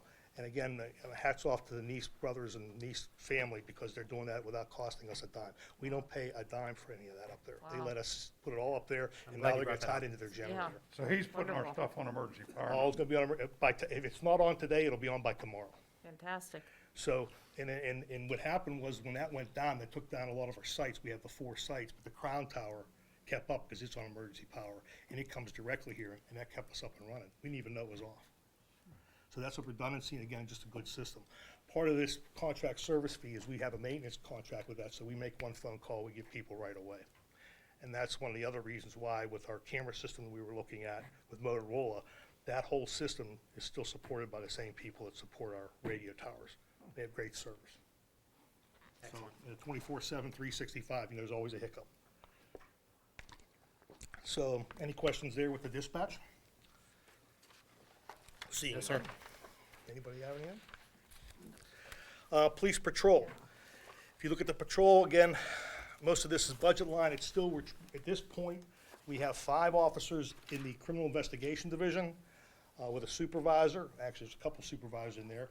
We have one person, I call myself, but really we have Karen, who really runs the department as administrative assistant. But me, I work with Karen, so as the chief is sworn officer, so that's 6 officers, and there's 41 officers in the patrol division with 7 supervisors. So we've kept that staffing in the patrol division to keep overtime down with vacations and the like, and also just to keep a visible, the visibility on the streets. I always get told when I drive through in the evening, I always see a car. In the afternoon, I always see police cars on the highway. So I've always told that's one of the positive thing that the police department does, is have a presence out and about where we're seen quite often, specifically in our highway district. So if there's any questions there, we really haven't changed anything from the previous budget. If you look at it, it's actually gone down to 8.9 million from 9.4 million. And that's just because of new people that we've hired and some of the different salaries, I believe. Yes. 'Cause We're we kept the same looking next staff. year, what, 3 retirees? In January of next year, we have the capability of having 3 people retire. We know 2 for sure. 2 for Probably sure. probably a third, absolutely. So we are gonna be dropping down to 40, which is the other reason, again, why we wanna keep the patrol division staffed up. Even if we lose 3 out of that division, we may shuffle around some into the detective division. We're gonna post tomorrow, advertise for, to promote a detective, or to, job promotion, I should say. We will still be in that above 37 for sure in the patrol division. And then, of course, the hope is to, and that's some of the other reasons with the contract service fees, the hope is to be able to hire later in the year, depending on what happens financially, what we see happening financially after the pandemic, hopefully after the pandemic. So that's kind of the third quarter of next year, looking to put a test out and hire. That's what I was gonna say, so our current test is expired. Expired, that's So we'd have to do a whole nother round of another round of testing. tests, which I'm really in favor of, and of course, we'll discuss before that happens with council, mayor and council and manager, obviously, and then we'll look at, the Civil Service Commission, get them involved in it, because they're the ones that have to, if we have to change anything in the civil service. rules. Chief, are you still looking for us to, in the Civil Service Commission, to change it so you can test people that don't have the academy? It's still on the table, Ron. I'm holding out to see, we're letting some other departments try that and see how that works. At the moment, Penn Hills is doing that. The county's always done it, the city of Pittsburgh's always done it, Mount Lebanon's always done it that way. So there are I'm just communities that saying, are doing it. It seems that's a trend, because I need to tell you, getting people to show up for take tests to be police officers now is, even the good job that Monroeville is, actually the great job that Monroeville is, isn't as easy as it was before. And so demanding that they have the academy already is causing your list to be very minimal. It's causing us not to have people sign up, that's correct, Ron, or even just to take the test. So would we pay for them to go to the academy? If we would do that, we would have to look at having a different cadet rate, I would suggest. Yeah, absolutely, that would be the suggestion. If you open it up and anybody can walk in off the street, as long as they meet the age requirements and the like there, and not have, and take the test, then you would have to be in a position to send them to the academy. Well, you change the pay rate because then you Well, would, they again, would that be would be something we'd have guaranteed to work here for we a have to certain period of bargain time. for, absolutely, but that's how it was been done in a couple of the other communities. That's why I'm waiting to see.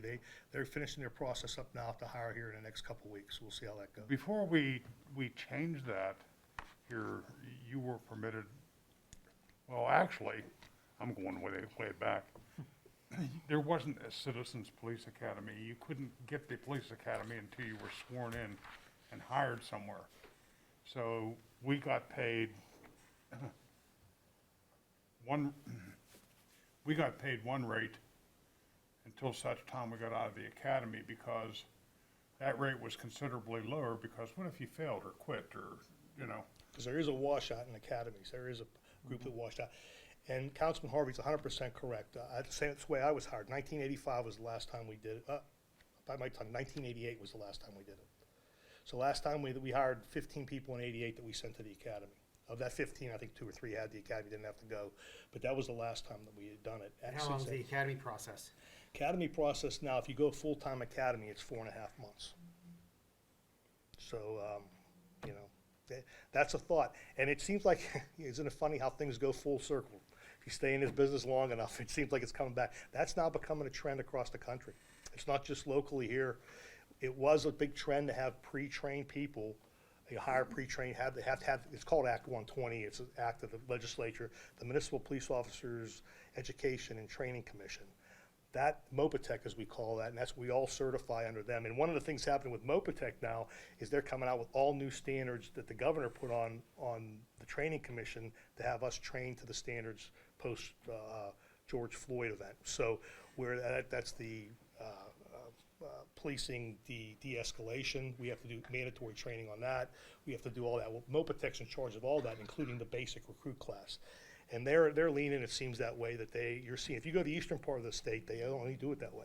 All the small departments. What's the cost of the academy per? Hopefully, the cost of the academy is somewhere around $4,000, but if you hire somebody and train them, Mopatech pays that. So all you gotta do is pay the salary of them. Okay. So that seems to be why Mopatech, the state will actually pay that if you're hired people. At least that's the way they did it. So we would have to pay salaries for somewhere in the neighborhood of 5 months where we have somebody in the academy. So the reason that this is a trend across the country is because of a recruitment. That's correct. It's the only reason. It seems that way. it's a good reason. Right now. So the 5 months or 4 or 5 months that they're training, that exclusive what they're doing, we're just paying them to do Yeah, that? they're paying them to drive to the academy. At a lower, And it way used lower to be- salary till they pass. Councilman Harvey and I went through the Pennsylvania State Police Southwest Regional Training Center in Greensburg. But the problem now is they don't do Act 120. The Act 120 training is now done mostly through, there are some state academy, we have a county academy, the Allegheny County, which is where I would suggest we go, but there are universities that do full-time, like Indiana University does a full-time academy. runs it 40 hours a week, runs an academy through. So there are universities throughout the Commonwealth that have kind of taken that over too. But that wouldn't impact whenever you do run the next test and their scoring, that wouldn't impact their positioning on the test, because it would still be the grade they got on that test. Whether would they be- were an experienced officer already, or if they That's were right correct. up the street. Well, we could do some, like Pennsylvania State Police do, is they have mandatory, you have to have 60 college credits before you can apply, and you can apply off the street, you don't have to have any. But one of the things they do, you only have to have 30 college credits if you've gone through Act 120, which means you only have to, you could do stuff like that. They've been upheld legally, but we cannot give somebody like veterans preference points because they got an academy. We can't do that. So it'll be a straight playing field. If that person has no academy and he's a veteran, he'll come here, take a written test, take a oral interview, and then take a physical agility, and then he'll get his, if he has veterans preference, he'd get his 10 points, and he would be on the list above or below someone that has the training already. Okay. So you have to follow those rules in civil service, and we'd have to really look at that with the Civil Service Commission as Well, well it's as definitely council. something to consider.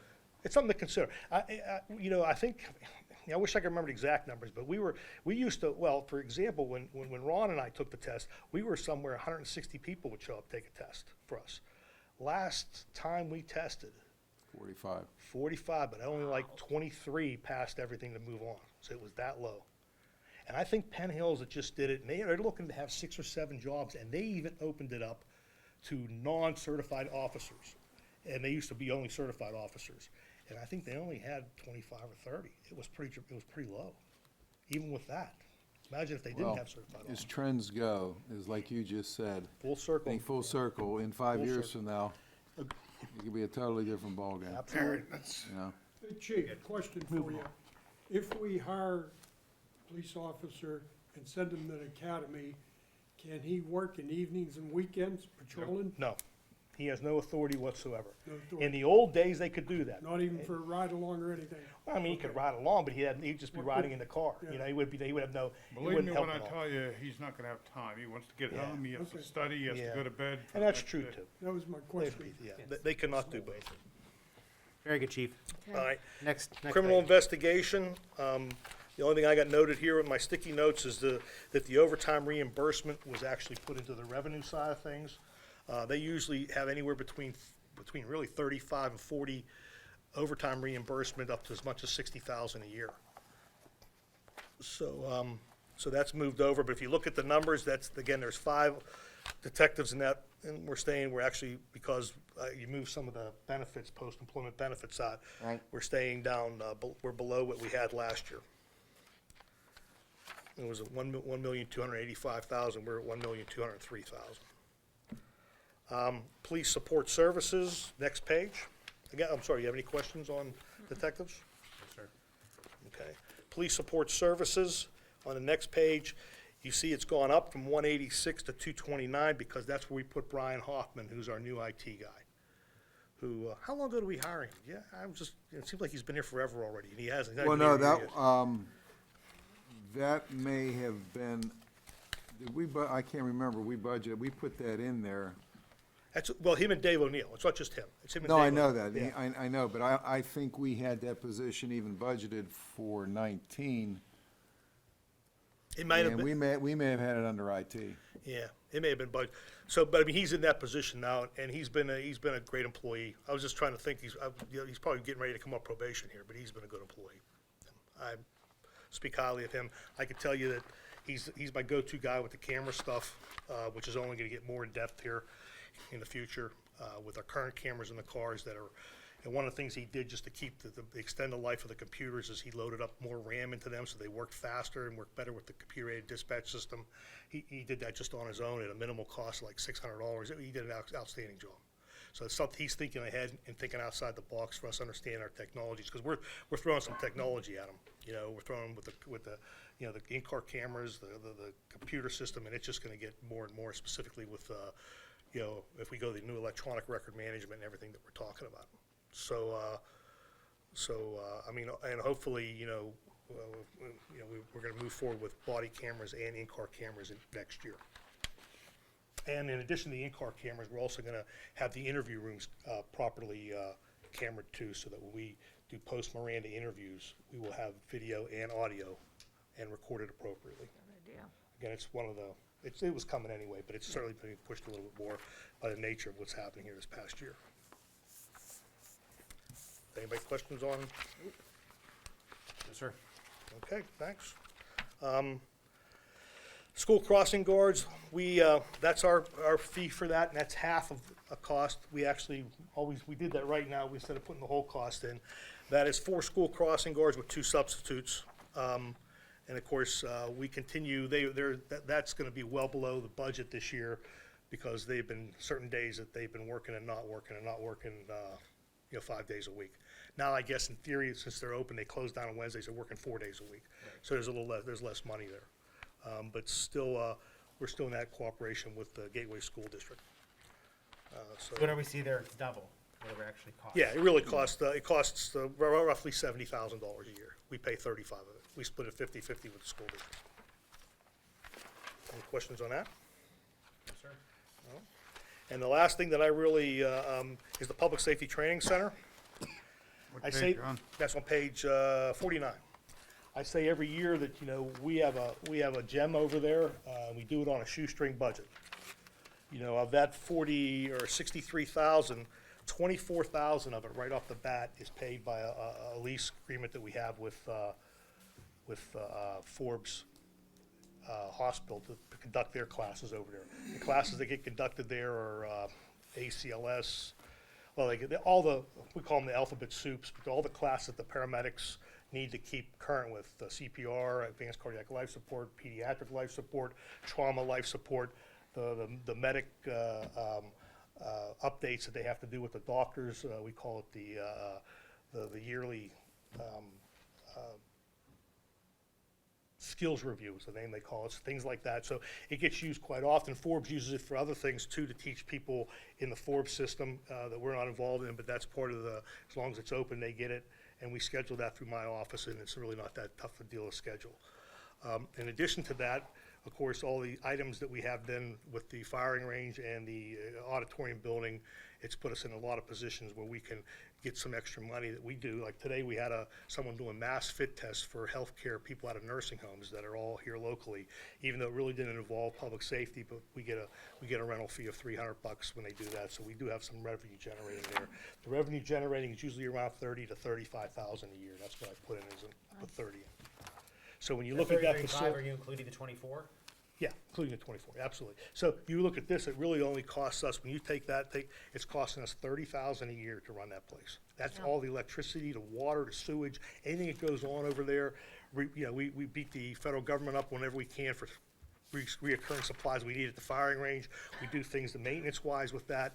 Again, we do reap the benefit of the Public Works Department using their man-hours to cut the grass and do the things to maintain it. So we don't have so it's not a real true having salaries and put all that in, but the actual extra expense for that facility, which is really, when you look at the buildings that are in that facility now, there's over $2.5 million worth of buildings there that we paid zero for. Right, it's great. So that was, the federal tax dollars did that for us, Yeah, and a lot of people don't even know it's there. and we like to keep it that way. Exactly. Don't tell them where it is. All right, that's a public meeting, of course. Great.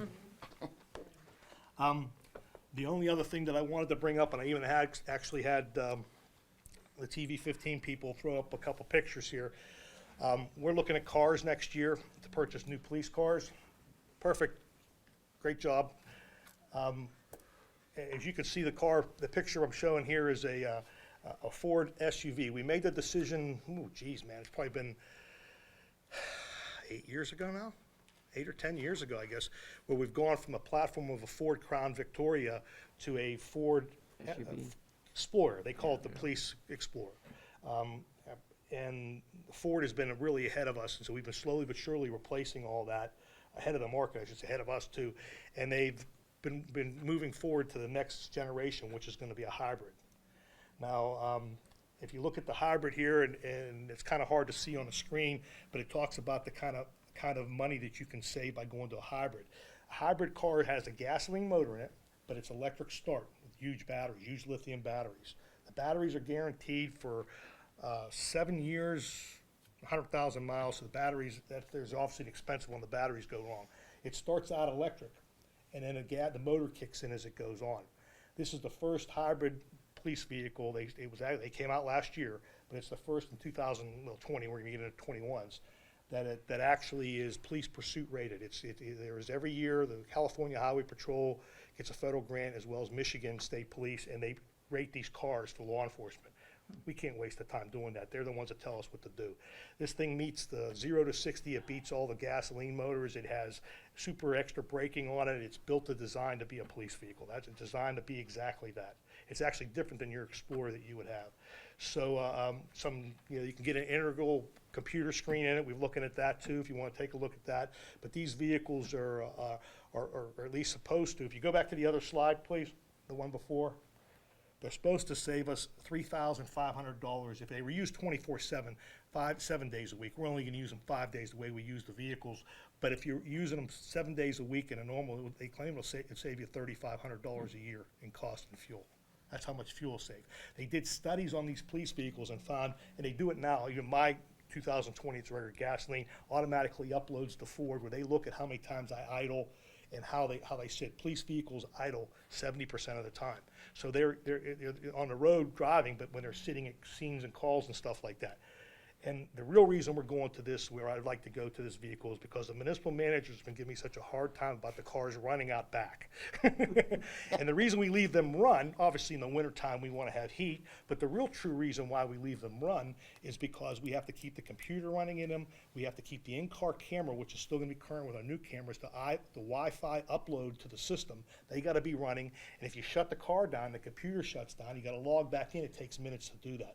So you can't come into the station, run back out, jump in a police car and go on a hot call. You have to log into things and do all that. So this will stop all that. These things are designed that they come to a stop, the motor shuts off. Yeah.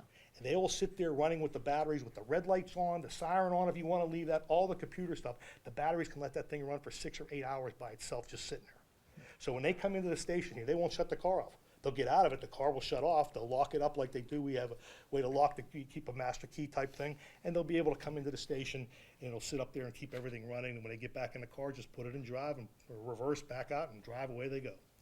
So both Dave O'Neill and I had a chance to, the city has 35 of these getting ready to go. This isn't the first generation, we're getting the second generation, that's why we're waited. New York City's had 500 of them, Chicago's had 200 or 300 of them.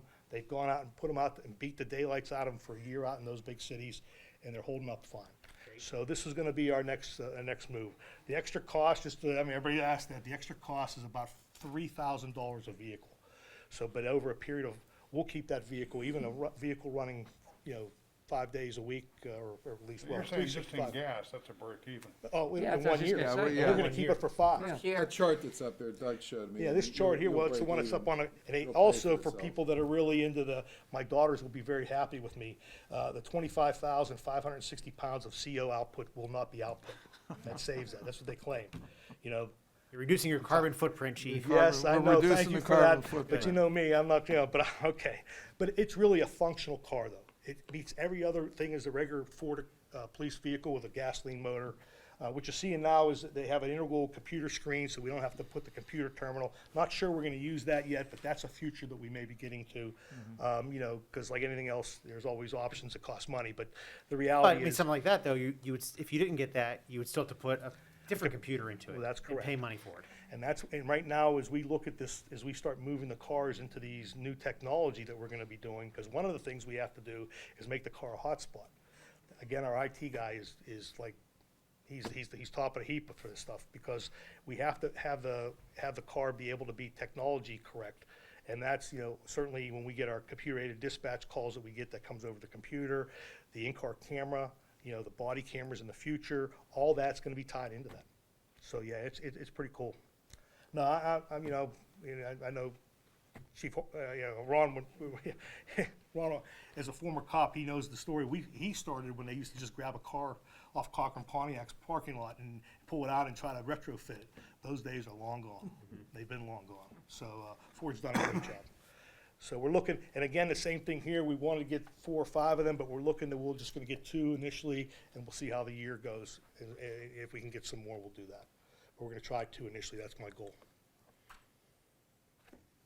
As far as your other cars, you're good as far as the fleet goes? Yeah, we are. We're blessed with, I mean, we're lucky. We have, to throw some, I even have exact numbers if you want. We have 24 vehicles that are marked vehicles. I'm going by the camera. How many? 24, 24. Of the 24, we have 8 that are 7 right now, that are take-home, partial take-home the supervisors have. So they're only used by one officer 5 days a week or whenever he works. We have the other vehicles, we have a couple we call pool cars, we have 3 of them, and the other vehicles, if my arithmetic's right, 12 or 13 of them, how that plays out, those vehicles are all used by officers where we have no more than 3 officers using one vehicle. So that way we keep accountability to any damage on the vehicle. That vehicle gets treated a lot better, because it's not like just everybody's using the car, nobody takes care of it. Right. They take care of it, there's only 3 of them are in it.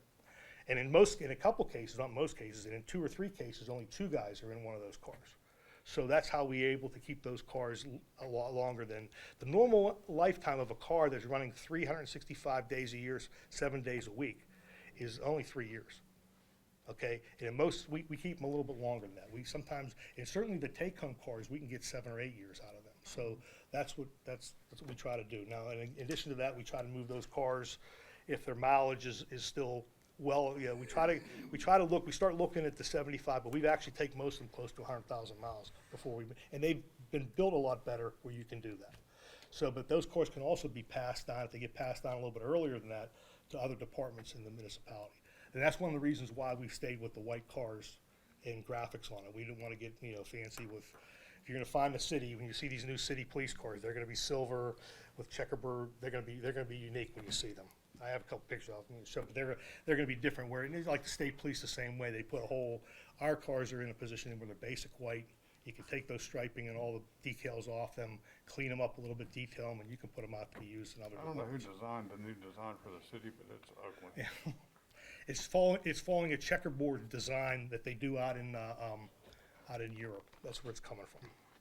What's the cost of these new police cars? You have an idea? I could tell you exactly. A new police car without any upfit to them, meaning the light bars, the cages, I'm the things talking we do. about these electric, Electric ones. The electric hybrid's gonna cost us $36,014. A gas vehicle with the, they call it the 3.3 or 3.7 liter gas, is gonna cost us, would cost us $32,696. You're looking about $3,500, $3,600 difference. you know, this electric car retrofitted. What's the The cost on that? retrofits, the extra retrofits another $10,000 on top. So you're talking $46,000? 46 to 48, that's correct. Dave told me today 48 round figures, because we may have to, our problem now is that we can't train, because, Ford, when they designed these cars, the 2020s, of which I have one of the new ones that I got in 20, we don't have any new cars in the 20, so we're skipping 20 the whole way through, we're getting 21s. Those cars are a different design than the 2019s.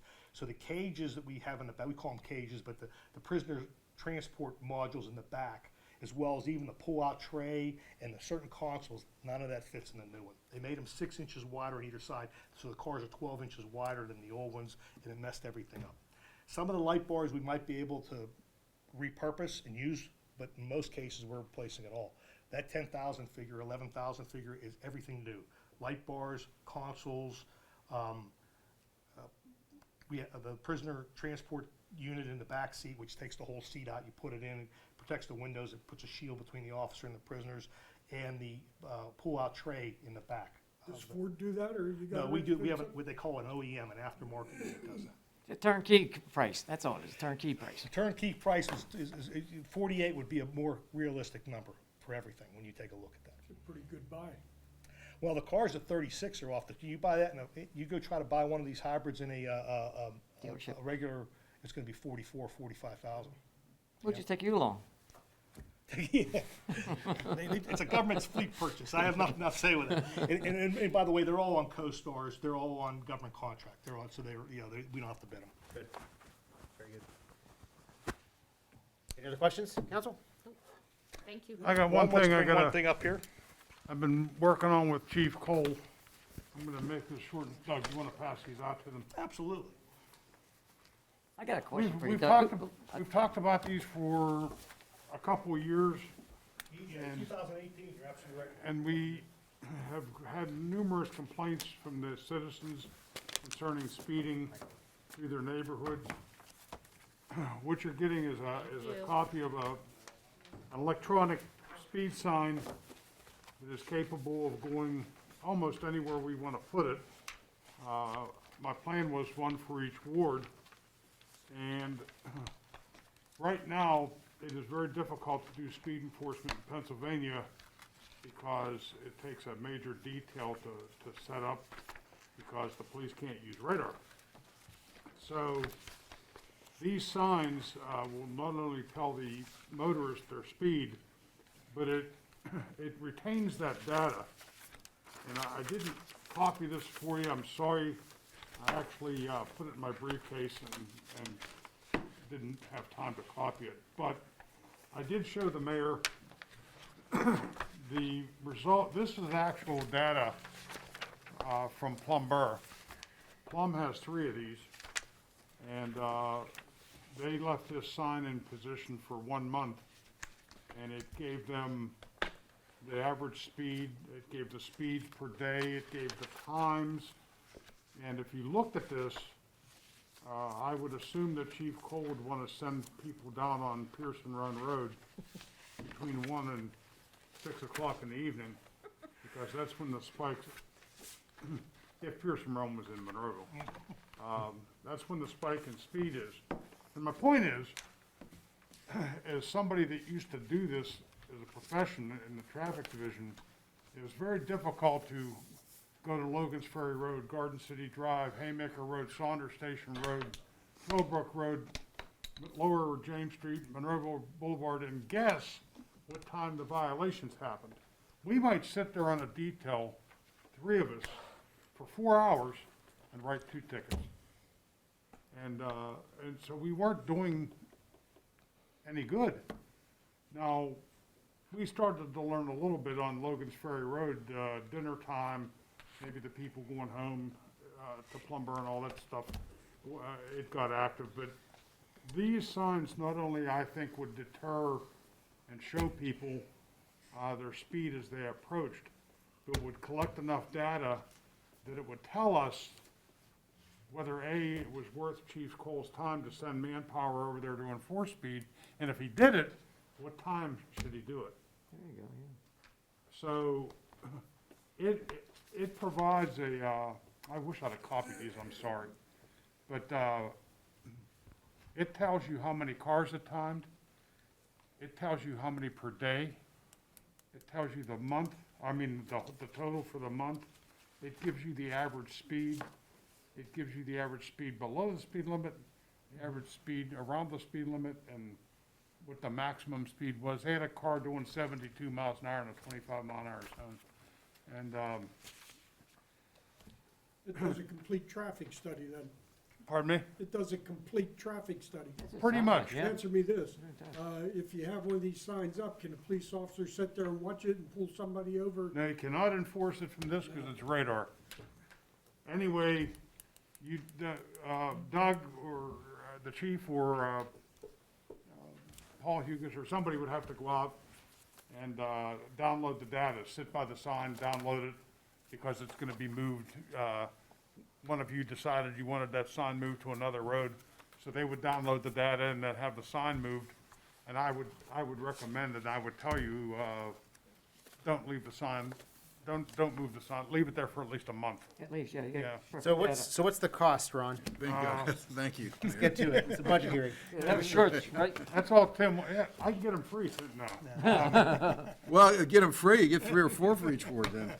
So the price for 7 of these, which would be 1 for each ward, and I'm rounding, would be about $40,000. Do you really think we need 1 for each ward? Tim, let's get 4, and you tell these council people where they go. All right, I'll do that. Okay. Well, you Well, could, I have no problem with doing that. What, I do think we should have 1 for each ward. I think we have enough streets and traffic in each ward that it justifies it. And we get complaints from citizens all the time, every council person here, and that would have no doubt have use for this in their ward. Is there a, this is a Wi-Fi based Sign. device. Is there any kind of subscription or There's a annual subscription that- fee? There's a subscription that you don't want to get into, because me and Chief talked about it. What is it, $1,500 a month? The first year is free, and then it's $1,500 a year. So, year. but we're not Per- obligated per- for that. Wait a Per minute. unit. Per sign. Oh, Yeah. cow. Fine. Now we're So- down to 2, huh? So we would rather, No, but you don't have to, we would rather go to the sign, download the data ourselves. you can. Yeah, You can I do it agree. that Yeah, way, that and you can makes do sense, that yeah. by Wi-Fi and back it with a password. Just gotta go, you don't gotta hook up to the sign. And you could manually hook up to the sign and do it too. One of the comments that Chief Laney Conley from Plum told me, he says the reoccurring costs are expensive. That's his first words out of his mouth. That's a shame. So, and they have 3 of them, so I guess if they're doing the reoccurring costs, it's costing them By the way, $45. all this data was provided by Chief Conley from Yeah. Plum. I would like to thank him. That's appreciative. And, yeah, the only thing, this is a great idea. I mean, we should probably have some type, we've had them before, we've had the trailers, but those signs are 15 years old. They've all broken, we can't get parts for them. We had 2 trailers that we could move around. The trailers are really bulky, so you gotta find a place to park them alongside the road somewhere. So usually you ended up with state routes or the larger streets. This is designed, I mean, the unit I think weighs 25 pounds. You can actually have Public Works put a sign in, put a post in somewhere, pound it into the ground and put this thing up. Just hook it up. So we could put it on any street, anywhere we wanna put it. In the future, the sign stuff, the radars, I mean, I don't need to tell you, how many times you're up on the highway, it happens to me all the time, I'm driving on a turnpike, the sign, and it starts flashing at you. You can put a strobe to this, it'll flash as you go over a certain speed. You can do all of that, but the important part of that is that the future's gonna be that those signs, and they're doing it now in construction zones, are gonna send you traffic tickets. Now, this can't do that. We lawfully can't do that, but people are gonna get accustomed to them at PennDOT, so that when they see them, they're gonna slow down even more because they're thinking they're gonna get tagged. Well, the question to the motorists is, did we put it there, did PennDOT put it there? Yeah, that's true. That's right. That's what I thought you were going for, what you said there about writing a ticket. Like you said, if the sign could gather the data, say maybe a picture even of the license plate to some degree. That's what it doesn't do. It does take a picture of the car, though. Yeah, and if there's Actually have a so picture of many the car with it. violations, just it would catches send you a ticket. Coming at it. That's the unique part of it. But it does not catch the plate. Yeah. And, obviously, these signs that they're doing with these, if you've ever run through one, which, in the middle of the night when you run through them, or you run through an intersection camera, Yes. they make a big flash of light, because they're catching a picture of you, and the way the cameras are positioned, they're catching your license plate, too. Proof. And when they send that, PennDOT just approved that here literally this year. When they send that out, it was earlier this year, it's a civil remedy, it's a civil fine to that operator. So you don't get points or anything, but you get a fine, it's up to $100 now. So if you're going through speed zone or in construction zones on a turnpike and that, to the public that's listening, be careful, it's coming to Pennsylvania, and it's very big out east already. So Chief, so along these lines, so in the example, okay, we have a sign up and you see there's a lot of activity or a lot of speeding a certain period of time. And now you send guys there, so we all know you can't do radar. How, We have a system called NRAD, which is 2 ball. We just did it the other day. We haven't been doing it routinely. We get grant money to do it through with the aggressive driving grant. And we put officers out. But really what it takes, though, is you have 2 boxes that sit on either side of the highway. They're certified, and they're speed timing. You go through 2 beams. You can't see them there, but you line it up on both sides. And then if someone sits with the machine, and when you go through you can get them going 2 ways on a 2-lane road. 4 lanes, it becomes real difficult, but on a 2-lane road, or you can just get them going one way. And when someone goes through they immediately say, red Ford Escort, 55 and a 35, we'll say. and then there's another, And then we have a chase car each way to go ahead and pull them over and write the ticket. so it requires 2 cars. It retires at least 2 cars, most of the time 3 cars. Yes, I was gonna say minimum. So you got a minimum, if we go out on a 4-hour minimum call-out detail, or even if we take somebody off patrol and only send 1 or 2 guys out because we have extra guys on patrol, either way, it's taking man-hours that you have to commit to that routine. We don't have the capability like the state police do. The state police can go out, hang a radar gun out the window, or attach the car, or use a handheld. They don't like using handhelds, they use the ones that are attached, but they can get you. And they could just do that as well, sitting alongside the road, and then they just go run you down, give you a ticket like they would if you got caught on a turnpike, and then they go back in service, and they're still available for a call. And we do buy, you know, one of the electronic, you're talking about our new electronic stuff, we have the electronic citations. So we can actually write a citation to you in really quick, like a couple minutes now, compared to having to hand write it out. We scan your driver's license in, we give you a printout, we hand it to you.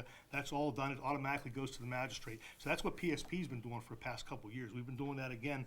Hats off to the IT guy. That's what Brian put together. Got that up and running. We have that My in. point is, council, the reason why I want to add this to the chief's budget is because the residents want something done.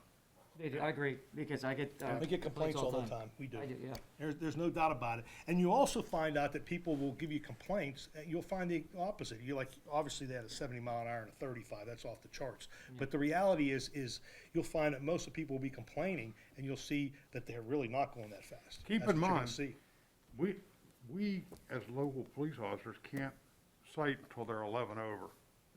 Okay? Yeah. So this speed sign could sit there on Center Road, and after a month, you might not have had any violations that were enforceable. That would be not Center Road, but Yeah, Center Road, but like even a residential street that's 25 mile an hour, you cannot write them a ticket till they're going 36 by law. Can you give them a warning? Oh, yeah, you You could, could, you could, absolutely, you could pull somebody over and give them a warning, and that's part of it too, that's part of enforcement, because the other enforcement with traffic is so important, which, you know, seems like it's kind of faded away. Obviously, this pandemic's caused some of that too, even at the state level. The traffic enforcement is because you're looking for other things too. When you pull somebody over, you'd be surprised, these individuals that are constant speeding and reckless don't care about that. There's a couple other reasons why. They're wanted for something, they got something in a car they shouldn't have, those type of things. And that's what I think the officers of Monroeville specifically try to do more. You know, we're not doing traffic, as I was just talking with the mayor. Our goal of traffic is to prevent crashes and to prevent fatalities. We want to make it safer. It's not to make money. Money's a byproduct of that with fines. We get a piece of that. We get 50% of the fine, not the whole ticket, because there's all kind of other stuff going on in the citation. But we get 50% of the fine. Usually it's $17.50 because the fine's usually $25. Speeding, it's a little bit different. So so the reality is, that's what we do speed enforcement for. Our speed enforcement is to prevent crashes and to prevent fatalities. That's what we're trying to do. And, you know, get people's attention. That's what happens. I'd like to see them come up with a stop sign, one like that. Well, one of the things we can do is put it near a stop sign too. well, if you see in your literature, I would like, if council approves this, I'll sit down with the chief and one of them has a strobe on it that gets the person's attention, you know, and. Well, that's the first thing they get, yeah. Well, I think it's a good suggestion. I know we talked about this for several years. Have more But, you know, discussion. we can finalize this when we finalize the budget and wait till council's here. You know, to Mr. Little's point, you know, maybe not 40,000, but maybe start with 3 or 4 like Plum did. Because there's also some manpower involved with moving the signs, up, you know, going to the signs and Well, maintaining them. If poor Dave O'Neill's watching at home, Right. he's got another job on his plate. But we would certainly need assistance from Public Works in some Right. cases, absolutely. But whether it's 7 or maybe starting with a few to see how it goes, and then we can always buy more at $5,700 each. Well, on that point, Josie and I need to know whatever the timetable with passing the budget, if the budget is gonna be passed December the 8th, we would have to know, not only this, but other things, you know, to put this in the budget, how much, how many, I am telling you, from years past, when council goes to purchase things like this, the signs all end up in certain areas of the municipality, and the residents on the other end are always pounding their fists saying, I never see those signs down here. The trailers were a good example. That was only 2 of them, Lon, and they were tough to put places. They You were- guys make the decision. I think we should get 7. I'm not going to cry if you lessen it, as all I'm telling you is that residents from different wards are going to call you and say, those signs never made it to James Street, those signs never made it to Lower Haymaker Road, those signs never made it to, and if you have one for each ward, that council person can make a request to the chief to check a certain street and. And again, our traffic enforcement, whether it's stop signs or speeding, is mostly complaint driven.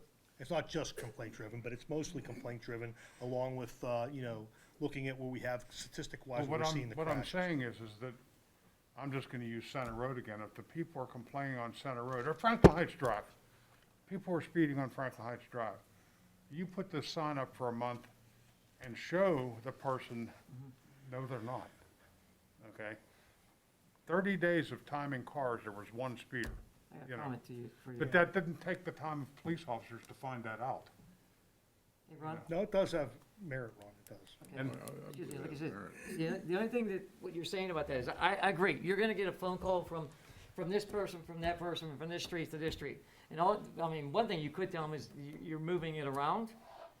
And the other, the end of that statement would be, you can't please everybody all the time, that's Well, for sure. I agree with you, like I said, you know, you should get one for each ward, or maybe someday two, or something like that, but again, like if you tell the people that are complaining, that this is a test scenario, and they're gonna be moved, and it may be on your street, it may not, maybe calm down some of the callers. I mean, again, I know what you're saying, I know, because I hear people telling me all the time, when we're gonna get this, when we're gonna get that, you know, signs saying this or that, yeah. I just know what happened in my career. Yeah, huh? And I, as a council person, I get the same phone call. You know, and we've been working on trying to get these for 2 years. Oh, yeah. And I just think it's time we do it. Well, you, well, no, you They're can buy expensive. less Yeah, if I you agree. want to. You can put in 7 and only. Good buy 3 or information, 4. chief. I like it, yeah. Thank you. All we gotta do is find those Thanks for speed helping bumps me now. yesterday, or a couple days ago. Appreciate it, times It 10. was worth it to get the coin, Yeah, you got a coin out of the deal, yeah. that's right. We probably should say something about those Tim Eagle Scouts. They've done a great job there. They've, did you a know, great over the job. years, they've done a great job at Troop 143. I will make a report. Chief, there. excellent job. Yeah. You're dismissed for this evening. Thank you. Keep up the good work, No, appreciate it. Thank you for your support. Thank you, Oh, council and always. everybody. always. Mr. Little?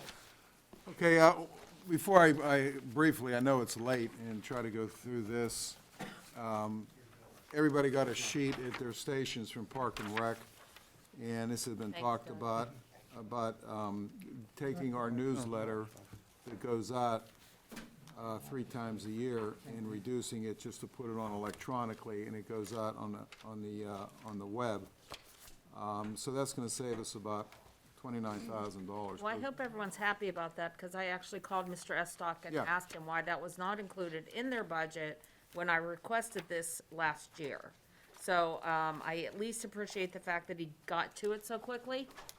And as you can see, there is quite a bit of savings. The senior center and the library both have it on their, you know, their programming on the webpage.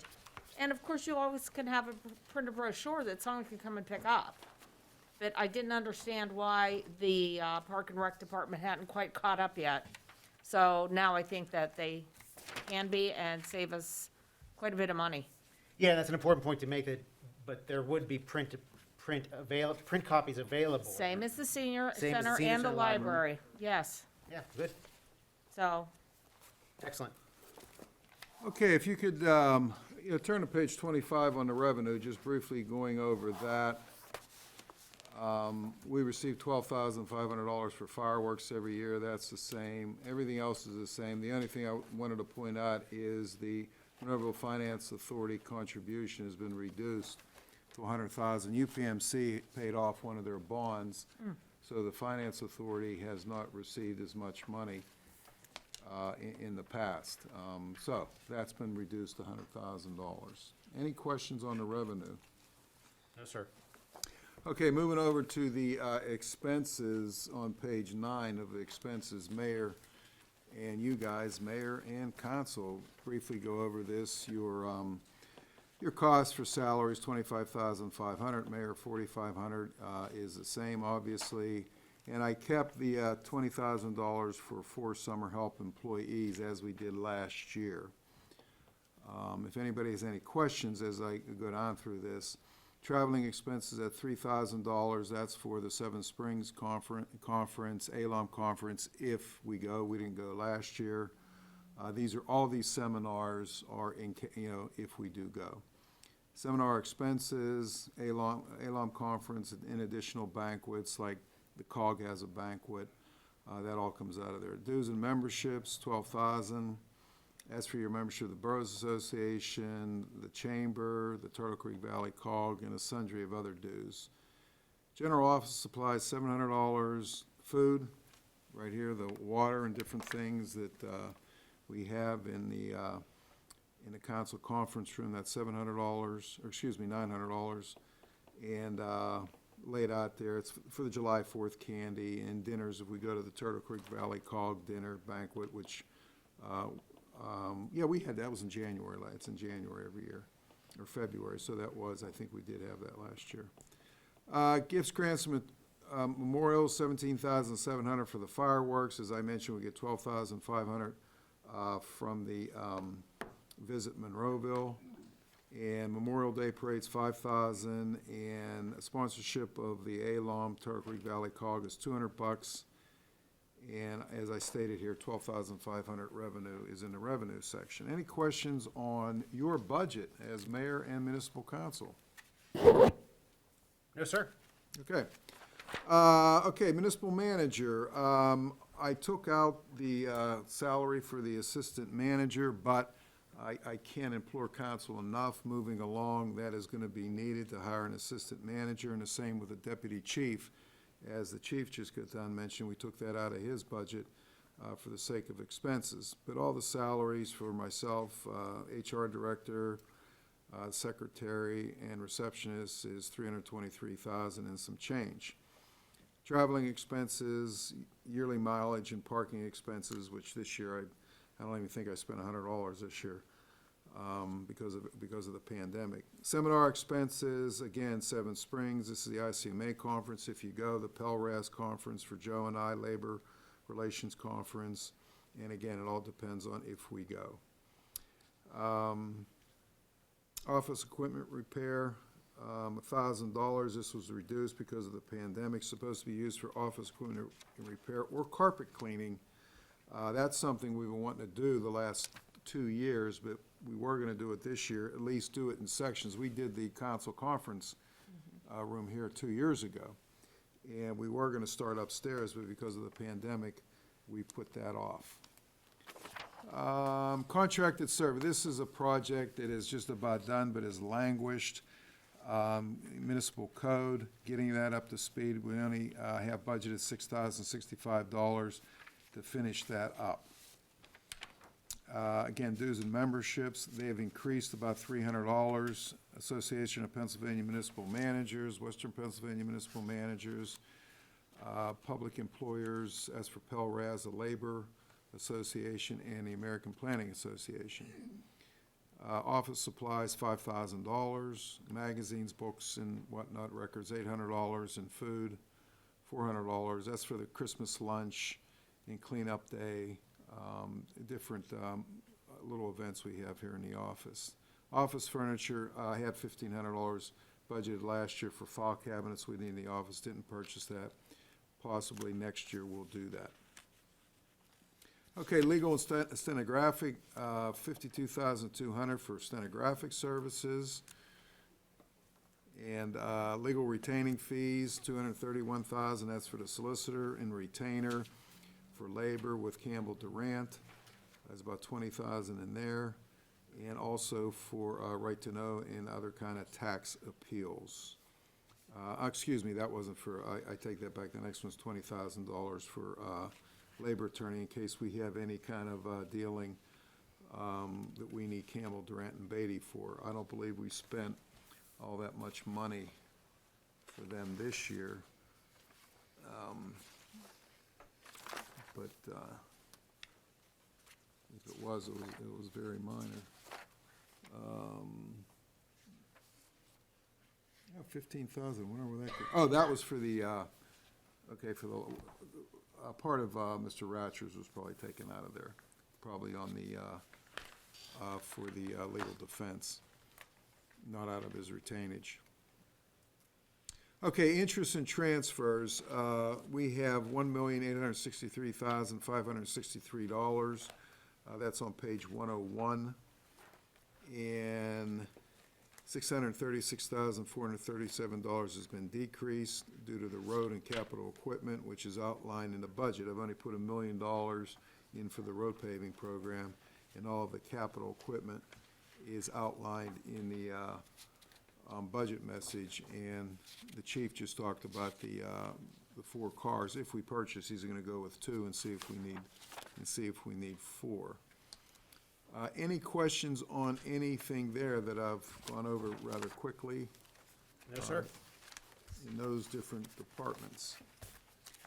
Okay, I mentioned to council about doing a bond restructuring, and everybody has spreadsheets at their desk. I got 2 proposals, as I mentioned to council, that I would get. One from underwriters Piper Sandler, which used to be Piper Jaffray, and one from Public Financial Management.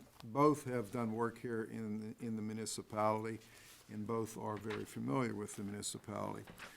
One thing that I do want to mention is Piper Sandler is an underwriter, okay? And they have to notify us from a law that was passed 10 years ago that they are only a underwriter and they are not a fiduciary. And they're on the last page, I think it's in here, there is verbiage to that effect. Public Financial Management is more so a fiduciary, and they can take bonds and they can put them out to bid, or they can do them through what's called a negotiated process. Piper Sandler has always done it through a negotiated process. Public Financial Management can do either or. Public Financial Management, if you tell them, we want you to negotiate with Piper Sandler or scores of other underwriters that are out there, we can pick 2, 3, we can pick 1, or we can tell them to put it out for competitive bid, and they'll do that. So that's the difference between the 2 entities. Now, Tim, which 2, or out of the 2, what do you and Josie recommend? Well, let me go through this first and all. Okay.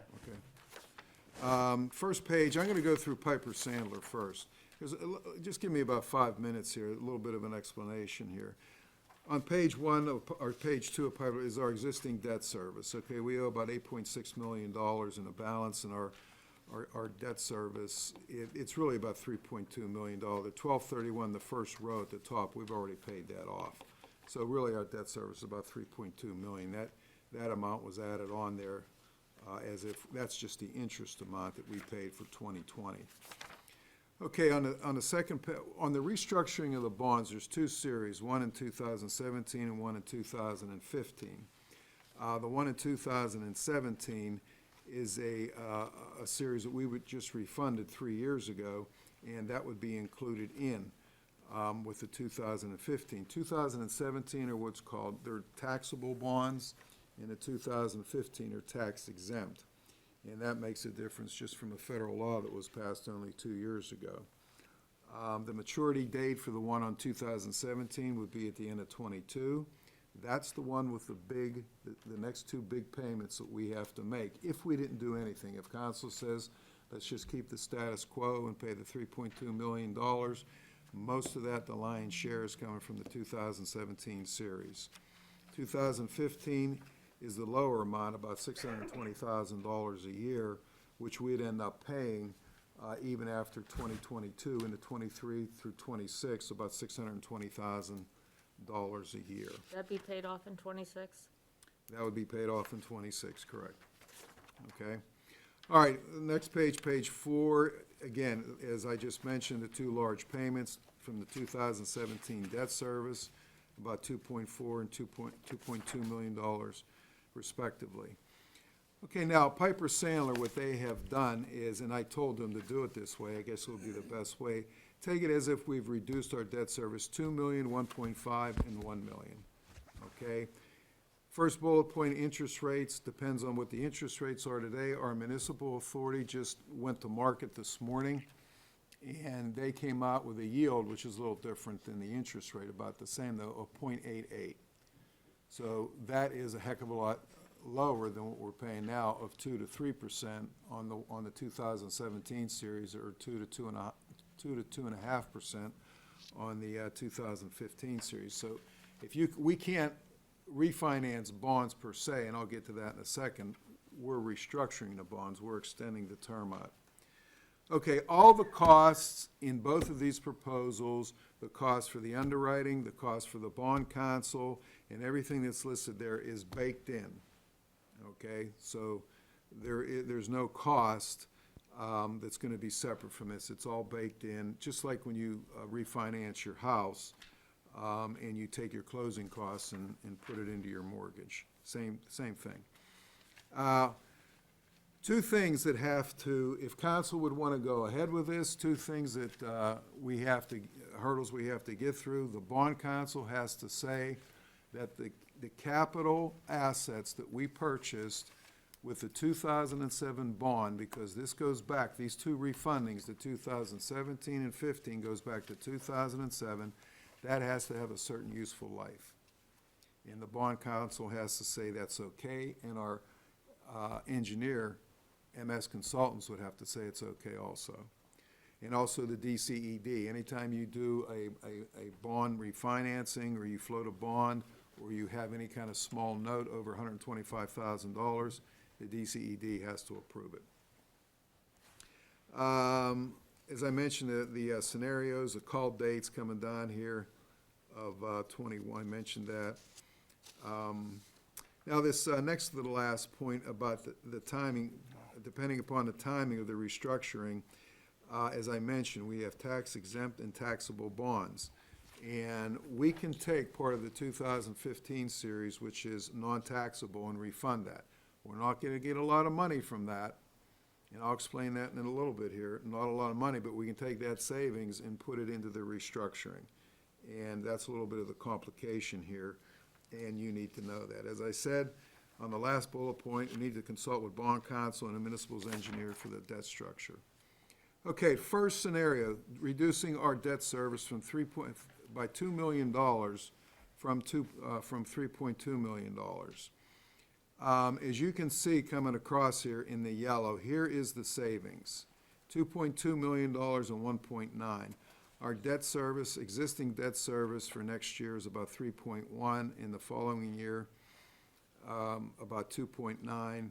In the proposed is about 928 and 925. So that's your savings right there. Now, as you move down the line, this goes all the way out to 2030.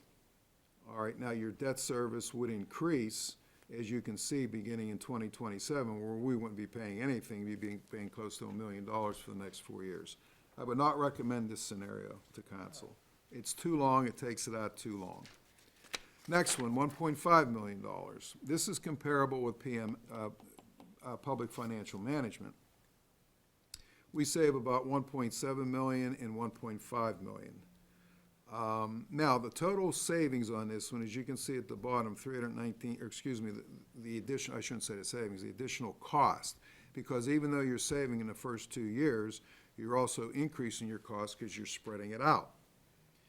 Now, what I'm curious about is that $383,000 in the year 2027, and I'll show you that with a comparison when we talk about the PFM scenario.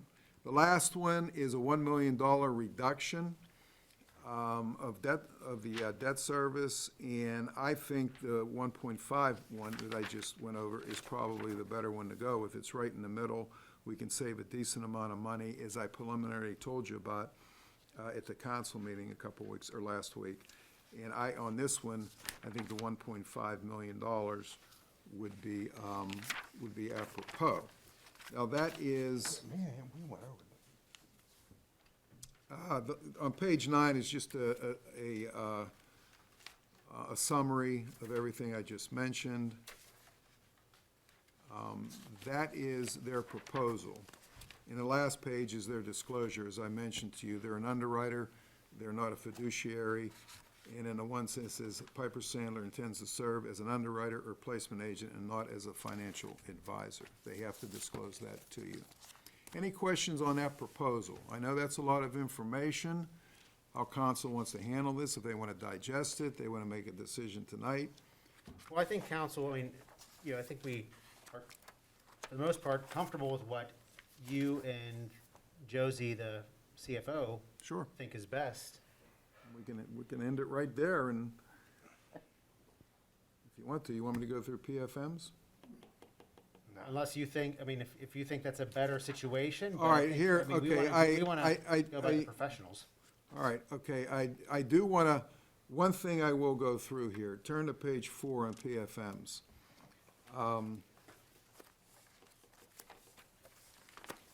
Page 4 is what's called, I mentioned, refunding. They can refund the 2015 bonds, but you're only going to get a modicum of savings, about $76,000. And if it was just that alone, it's not worth doing. Right. But Jamie Doyle from PFM says we can take that and wrap that into the restructuring on the next page. Now, here's the key thing I want you to show. Remember I showed you that $319,000 figure as far as the additional money we would be spending because in 2027, I got Piper Sandler's today at 10:30. All right, so I just, and I looked and I was reviewing it, and that popped out because I was comparing them, and I had Jamie's, since Monday. And if you look at the bottom in the green where it says how much extra we would be spending on the debt service saving, $85,000 over going out to 26. Something is amiss there with Piper Sandler on theirs, unless I'm missing something. I just want to clarify that before I make any kind of recommendation. I just want to clarify that with you. And on the plan, on the company before, the last plan that you read that you said you kind of liked the best. Not the best, I wouldn't say the best out of everything, but out of theirs, out of Piper Sandler. How long was that? That went out to 2020, that went out to 2027, and that's why I'm curious about that last $300,000, because that jacks up with the total cost. We know we're gonna pay more in the long run, we know that. Oh. But here it says 85,000, and I talked to Jamie Doyle from PFM twice about this, and why that cost is so high on Piper Sandler's, I wanna find out why. Okay? Well, why don't, if you could maybe get those specifics for us. Not motion, request would be that you and Josie look this over and come back to a recommendation. Sure, all right, no problem. Give us some time. There's a lot of information here.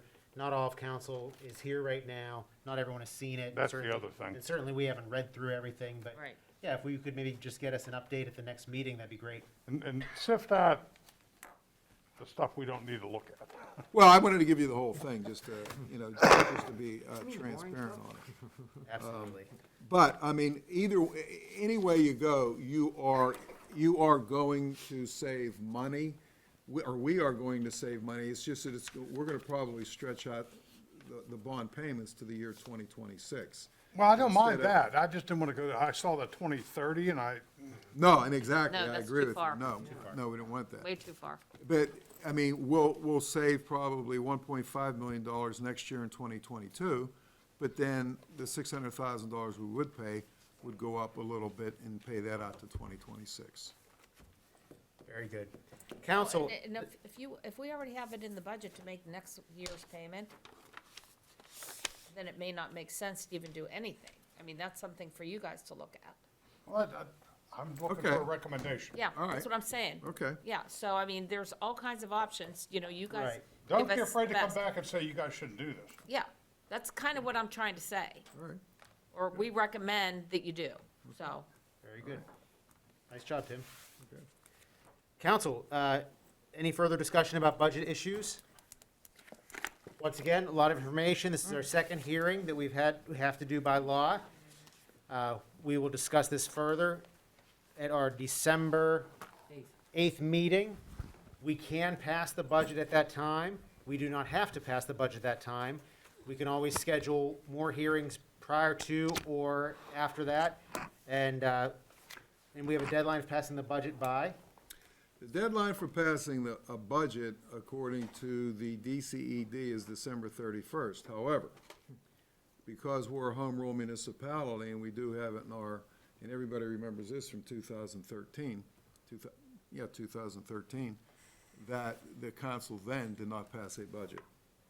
So under our home rule charter, if you do not pass a budget and you move into the next year, you prorate that this year, meaning 20, you prorate the expenses divided by 12, 12 divided by $3 million a month, whatever it is approximately. You prorate those expenses, and theoretically, you're not supposed to go over those expenses. And that was done until we passed the budget in April of 2014 when we did that. Well, hopefully at the next meeting, we can have everybody here and then get a report from Tim and Rick. Exactly. And then, yeah, hopefully we can get the budget passed by December 31st. But once again, huge document, a lot of work. And once again, thanks to Tim and the staff, all the department heads. A lot of work goes into it, all the ones that presented tonight and all the ones that presented the previous one. And council has some work to do. I want to open up for public comment. If there's anyone from the public who'd like to comment on the budget? Seeing none, now I will ask for a motion to adjourn. Motion to adjourn. In a second? Second. All in favor? Opposed? Thank you and good night. This meeting is adjourned. Oh, my back.